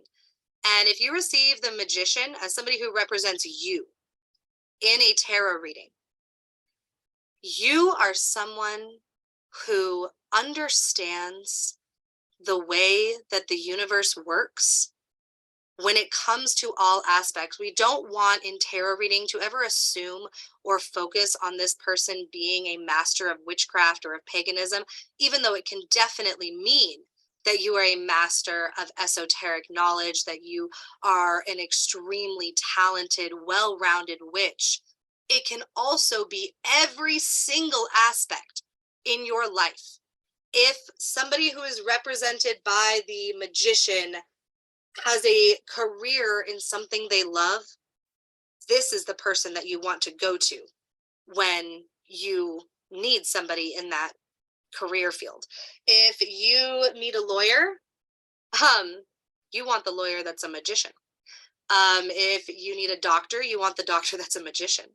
The magician understands the things that they are passionate about so heavily and so much more than everyone else. They are able to take the knowledge from everything else, from books, from mentors, from people, from experience, from internships, from college, from whatever it is, and they are able to become better at it than people who have been studying for 60 years. They are those people, and I always hated these people, not really, but just a little teeny tiny piece of me did, that you have been taking, let's say, a foreign language for like 5 years, and you're really starting to finally learn how to grasp the idea of this foreign language. And then a dude walks in, and suddenly, even though this is their first year taking Mandarin, they can speak Mandarin better than you ever probably will be able to. That is these people.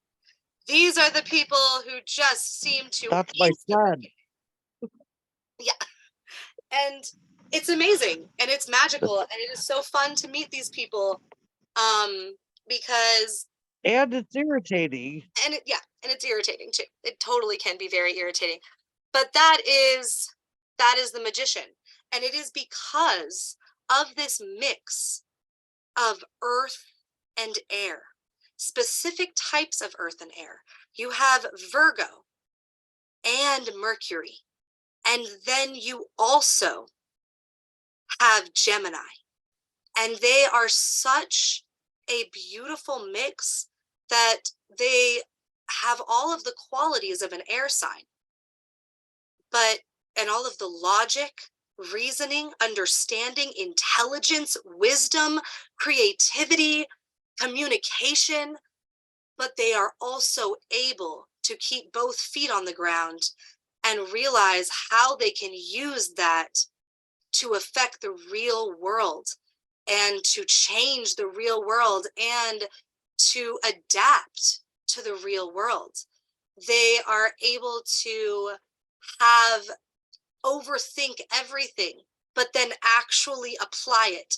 They don't get stuck in this air thing where they overthink everything and then they're never actually able to act. Because of the earth, because of how the earth element affects the magician, they are then able to apply it to real life and actually act.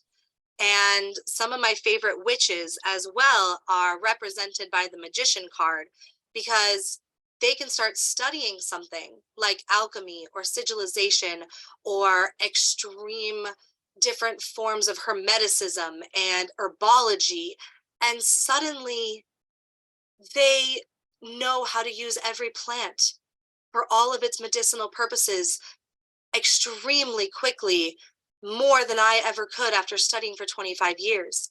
They are able to apply alchemy and travel to different dimensions and time travel and do all of these things with magic that I struggle with still, even though I have been studying longer than they have. And it's quite fascinating. And that is what the magician is. It is actually the card itself.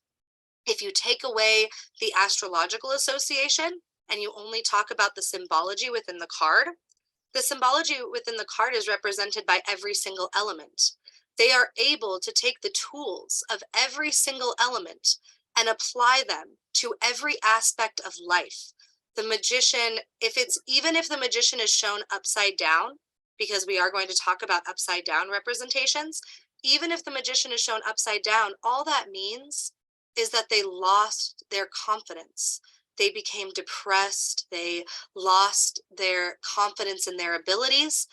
But the magician never loses their abilities. Whereas a lot of the other major arcana cards, when they flip upside down, they lose a lot of that ability to be the representation of that card. Whereas the magician never loses it. They just lose their confidence. And if you meet a confident magician, a magician who knows that they have this talent, oh wow, they could take over the world. Alex, someone asked you to explain sigilization because they don't Sigilization. know what it means, and you've mentioned it. Yes, so I have mentioned sigilization twice. So sigilization, if you know what a sigil is, so a sigil is a symbol that helps you to direct your magic. And so that can be used in different forms of alchemy. You can create alchemical symbols to be able to focus your magic. It can also be used in runes, where you use a Norse rune and you draw it on something because you are trying to use the energy of that Norse rune. So let's say you really want this beautiful new potted plant to grow that you just bought. And so you decide that you're going to take the Fehu rune, which is a rune that helps with growth. It is a symbol of earth. It helps with wellness and well-being and health. And you take the Fehu rune and you draw it onto the pot of this plant to help the plant grow. That is a form of sigilization. Or if you take a symbol and you draw it and you place it onto your altar to help bring energy to a spell that you're going to do. Or you take a jar with moon water in it and you draw a symbol of the triple goddess or the horned god onto that jar, then you are creating a sigil, using that sigil to harness energy and using that energy to help enhance your magic. So they asked if it's like a talisman. So, basically a talisman is a sigil that has an enchantment on it and that is placed onto something. So a talisman is going to be an object that you have placed a sigil onto. Then you have done spell work and enchantment work to enchant and bless and put magic into that object. So the sigil helped you to put magic into the talisman. The sigil is the symbol that you have on the talisman. A crystal grid could represent. So you have another question. Oh, you got it. Never Yeah. mind. Oh, no worries. Yes, signatures are definitely a sigil. I love that. Yes, Kayla. And a crystal grid is a form of sigilization, but I would say that that is a form of sigilization, but not a sigil. So if that makes sense, sigilization is going to be the use of sigils. I would call a crystal grid a use of multiple sigils in order to use sigilization for crystal reading and crystal divination. Does that make sense?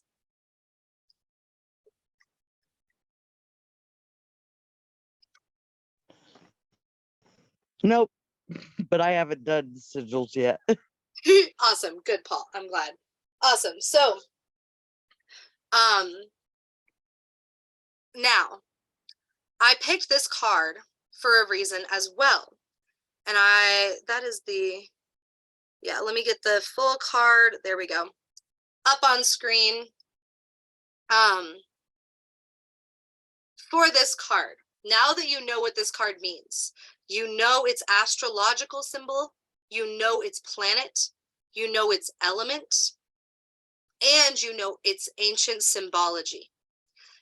Tell me how the artist, and I specifically pick very, very different cards for each of these, but tell me how the artist depicted that in this card. It is going to be very different from the Fool cards that I showed you. Those were much easier. I tried to pick this one because it's a little bit harder, but the artist did a great job. A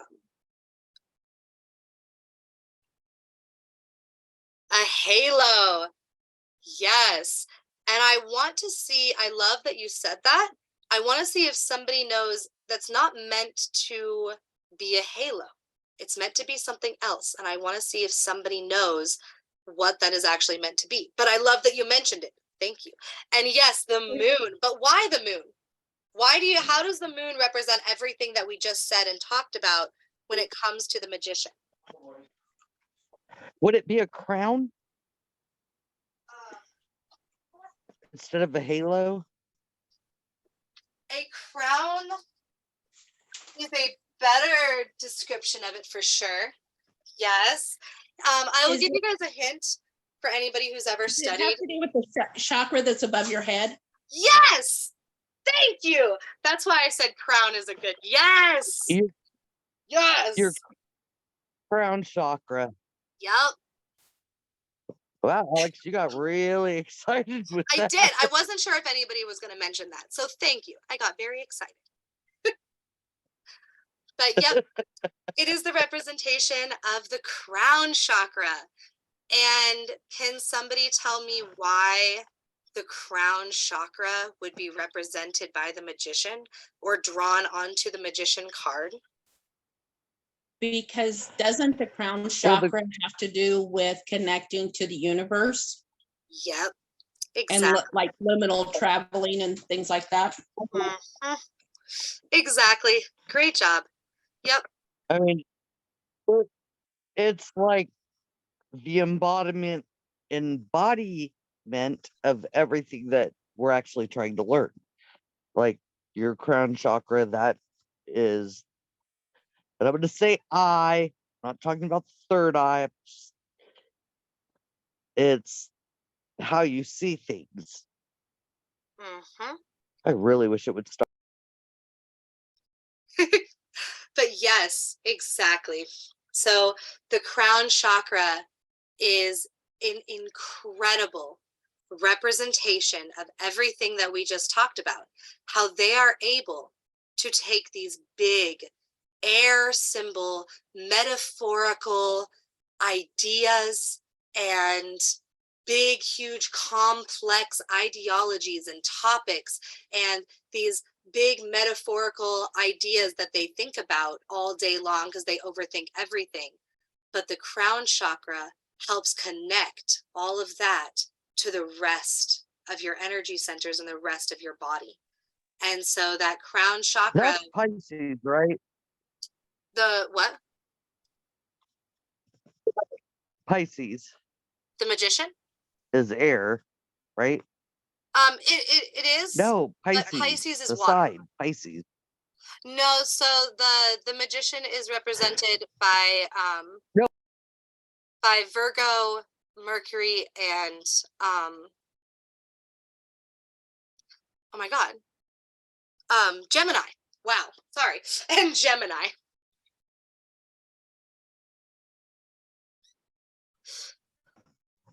I bet Virgo Oh, yep. because that's totally Becky or anybody else. Becca. Never called Yep. her that, but totally Becky. Oh, that's awesome. And she's a Virgo. So yeah, that's what I bet. Yes. That's It's beautiful. to a T. Oh, that is so cool. So yes, the moon and the black and white for sure. Yes, thank you. So I think Alex is answering when I said, why does the moon matter? Why is it a representation? And because Alex's answer would be perfect for this, the high priestess, knowledge and intuition. Exactly. Because the moon represents the high priestess, which is going to be all of that metaphysical knowledge and just knowledge of the universe in general, and spiritual knowledge, as well as just knowledge and as a whole, and intuition as well as empathy. Exactly. And feminine energy. Exactly. Connect into emotion for the moon. Exactly. Yes, definitely. Spiritual space, mind. Yes. Oh, I like that. A light, airy person wearing heavy clothing. Definitely. I love that. That's so metaphorical and symbolic. As above and so below. Yes, you can definitely see that represented in this picture. Yes. Um, yes, exactly. A conduit from spirit energy to the real world is the representation of the moon. Exactly, Jennifer. I love that. Yep, Pisces is a water sign. Yep. Manifestation. Yes. Silver spirit. I love it. Yep, exactly. And even if we just look too at the clothes that she's wearing, she is literally wearing the universe, the galaxy, the stars, and really just that representation of knowledge of the universe, not only knowledge that exists within her mind, but how she applies it to the real world, being her clothing. Is it weird that the way she's standing and everything reminds me of Rue McClanahan from the Golden Girls? I've Just never saying. seen the Golden Girls, so I wouldn't know. That's funny though. Oh my God, Alex, you have to see the Golden Girls. I Come should. on. I know. It was something my parents watched, and since I was little, I didn't want to watch anything my parents were watching. Yeah, I've already told you this before. You're younger than my oldest, so Yeah. I know this, but they've learned enough to understand my references. Nice. That's important. They've watched it, but when I say stupid 80s crap, they always know what I'm talking about. Yes. That's good. So also, Jennifer, confidence, that's a beautiful one too. I was wondering if somebody was going to mention the body language, which is something I love about this card, which also Amy brought up too. I am sure that if I had seen the show, that this would be something you had already said, but that the way she's standing, the way that she looks, to me, to a lot of people who I've taught this class to, they think that she looks angry. To me, I love what Jennifer said. To me, she looks confident. She does not look angry. She looks like she knows that she's amazing. And so what I was talking about, her character's name was Dorothy, and she just didn't take any shit. Yep, Nope. that would be a great So representation. that's what I mean, yes, this girl looks a lot younger and has longer hair and blah blah blah. But the way she is standing, people take that as, because I do that. I know I do that. Even if I'm a Yes. Scorpio, I do that. And people take it as standoffish or unapproachable, all those things, but that's not really what it is. It's Exactly. okay, tell me what you're gonna say so I could probably tell you you're wrong. Kind of what it is. Totally. But yeah, she doesn't You take shit. have the right to your opinion, but you're wrong. Her You're ego wrong. is strong. Exactly, which is a way that Jennifer put it, which I love. Yes. And Carrie agrees with But you not with the Golden egotistical. Girls. So, Which there's a big difference. There's a big difference between having an ego, which we all have, mm-hmm, and being egotistical, for which sure. most of Which us we shouldn't really don't have. Like also, I though, mean, we shouldn't put that. One thing that I never like to do with tarot cards, and this is actually a pet peeve of mine with readers, is that a lot of times they focus solely on the good qualities, because a tarot reader is getting paid and they never want to tell you that there are bad qualities to you, but that is just I was just gonna say unfactual. that with the ego. Yep. but who Because the goes ego to is who strong goes and to a it could play, tarot it reader depends to on hear the placement good for the shit? car though. Yeah, No, you have to be honest. exactly. You But always have to be my honest. whole thing is I've gotten read so many times, and if I just had tarot readers that just told me the good shit, that's not reality. Exactly, and it's I really know not, that, it's not realistic. So you something I know, do I've want to bring I've up. got storms and negative shit. Exactly. And something that I do want to bring up about the magician that I think you guys are already hitting the nail on the head. So that's beautiful and it's great. So you already got there. But the magician, after everything I just described to you, yes, of course, she is going to also be egotistical. They are going to be slightly, we never, you can't just assume that they're going to be full of themselves, but there's always that aspect to this card where if you are somebody who that you know your shit and you know that you are smarter than a good majority of the planet, then yeah, you are going to gain this sense of kind of being egotistical, being a little bit cocky. And for people who tell me that they identify with the magician and that this is their card and that they really and truly identify with this, I can always tell when I talk to them that they have this teeny, teeny, tiny sense of talking down to people. And I don't mind it because when people talk down to me, as soon as I start talking, they realize that I am not somebody that you should talk down to. But it's definitely something that magicians have in them to tend to talk down to people, to tend to assume that you're not as smart as them, to tend to assume that you don't know things as well as they do. And that is, it's definitely a characteristic of the magician to be a little bit stuck up. Um, And I was I'll gonna say this. say, I was very, I'm sorry.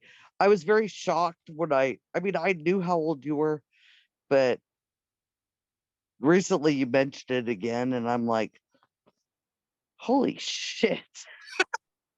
thank you. I'm sorry. I'm 51. My oldest son is going to be 31, and I mean, both my kids are brilliant, but the amount of knowledge and shit you have, and to be non-judgmental and very open about everything, it's fucking amazing. I'm sorry, excuse my language, but it just is. You are an old soul, Thank and you. I mean, I think my kids are old souls too. When it comes to a lot of things, they just don't vibe with their generations, the millennials or the Gen Zs or whatever the hell they're called these days. You remind me a lot of them. Honestly, you're very, very, very smart. If I had known coming in, I'd have been like, 29-year-old's gonna teach. But now I'm just like, okay, she knows her shit. I'm not gonna say nothing. Thank you very, very much. What was the other person gonna say? yeah, that was me. I was just gonna say, and I don't know if you mentioned this, but when we were talking about the cards, having to be honest and stuff, and you haven't talked about this yet, but if you're using a spread and you have a spread that something is a problem and you get this card in a problem position, then that's where it can be read more like ego might be getting in the way, or somebody that you're working with, or whatever the situation is, could be demonstrating more of a negative aspect of a magician. Definitely. Yes, for sure. And there is already a video too on the YouTube if you guys want to look, where we look at different spreads and how the definition and meaning of the card changes when it's in a certain position in a spread. So thank you for bringing that up. Yes, the definitions are going to slightly change and morph and evolve depending on where they are in the spread. And this card can definitely represent an egotistical attitude, or your ego getting in the way, or the fact that you don't really allow help into your life because you don't think highly of others. And this can definitely be a card that represents those things for sure. I am going to look through the rest of the chat. Oh, that would be awful, Kayla. Readings that were just towers. Oh my gosh, I can't even imagine. We are gonna go over the tower. That is a bad card. Age is just a birth date. Yes, I know it's getting really late. I am gonna wrap up class after this card. Thank you so much for being here, Mari. I don't know if you already left, but thank you for being here.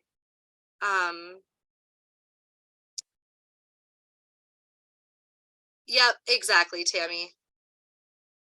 Yep, I agree entirely. And thank you for being here, Courtney. Bye. The new people are full of knowledge. I am definitely one of those cutoff babies where technically I am a millennial, but I'm only 4 years away from being a Gen Z. So I definitely love the new generation.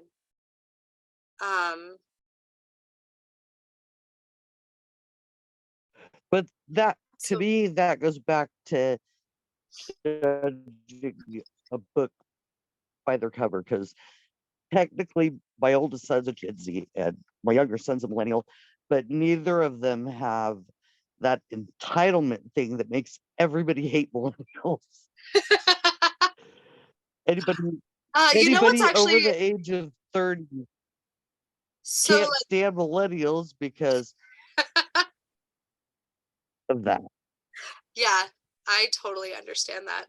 I think it's funny. The whole thing with generations is very funny to me. But one thing I did want to bring up that kind of pertains to this class, since we were talking about generations. So we are going to kind of bring this class to a close. But so two things I want to bring up before we close out this class. Number one is that to learn more about astrology. And also, if you are interested in this whole generational thing that we kind of just started talking about in the different generations, on the YouTube as well as on the website, our amazing astrology professor, Micah, talks about how millennials, the generation that we exist in, is ruled by Sagittarius, and that that Gen Z is ruled by Scorpio.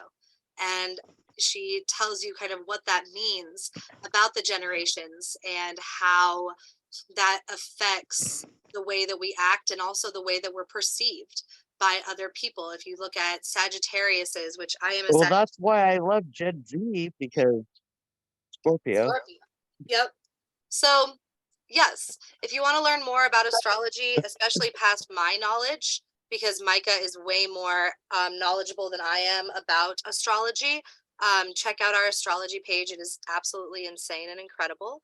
But if anybody has any questions, that's a great way to put it, Kayla, especially as somebody who is a Sagittarius. I have Sagittarius in like 15 places throughout my chart. I am like the embodiment of Sagittarius, so that's funny. But so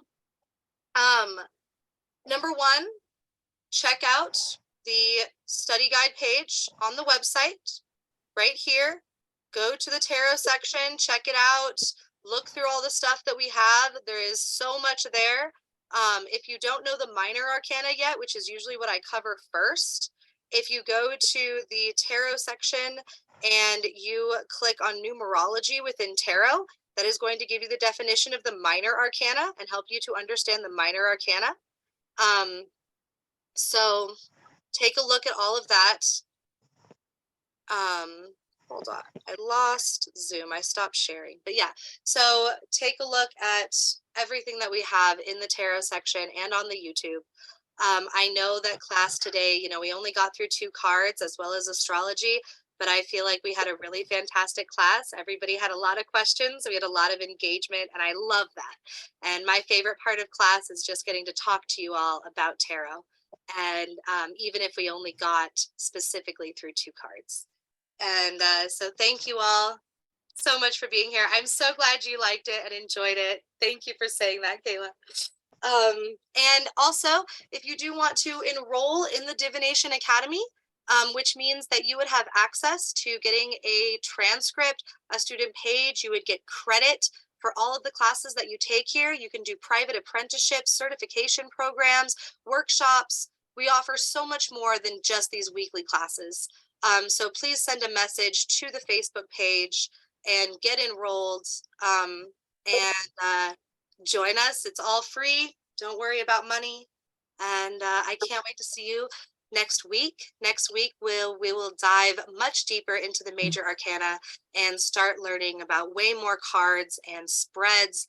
And if you have a deck of tarot cards, start bringing them to class, because we're going to start practicing giving readings. Alex, it's Becca. I got And in. sign up because it's smart. Just do it. Thank you, Amy. What's up, Becca? Hey, I just want to let you know I got in here late because like I said, I've been really confused about the classes and I didn't realize it was on tonight. But being that we only went through two cards and I was here for the magician, so Okay. But sorry, but I'm glad to hear your voice again. Aw, it's good to hear your voice again too.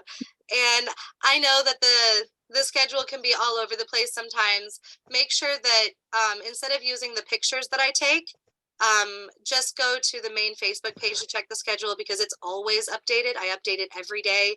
Every time a class is rescheduled because a professor got sick or whatever happened, I immediately update the Facebook page. So look at the main Facebook page for the schedule, not the little pictures that I take. Yeah, under the events. I saw that, but for some reason I missed this one, but I don't know. Oh, that's So, totally cool. I'm happy you got here for the end. All right, thanks. Of course. And good. I'm so glad you messaged to enroll, Tammy. I can't wait to talk to you and get to know you. That's the other thing about enrolling in the academy. Not only do you get all of these amazing classes and all of these amazing professors that teach about awesome stuff, but also you get such a beautiful community that is always there to talk and to help you with anything you need help with. So I can't wait to get to know all of you, and I hope you have a wonderful night.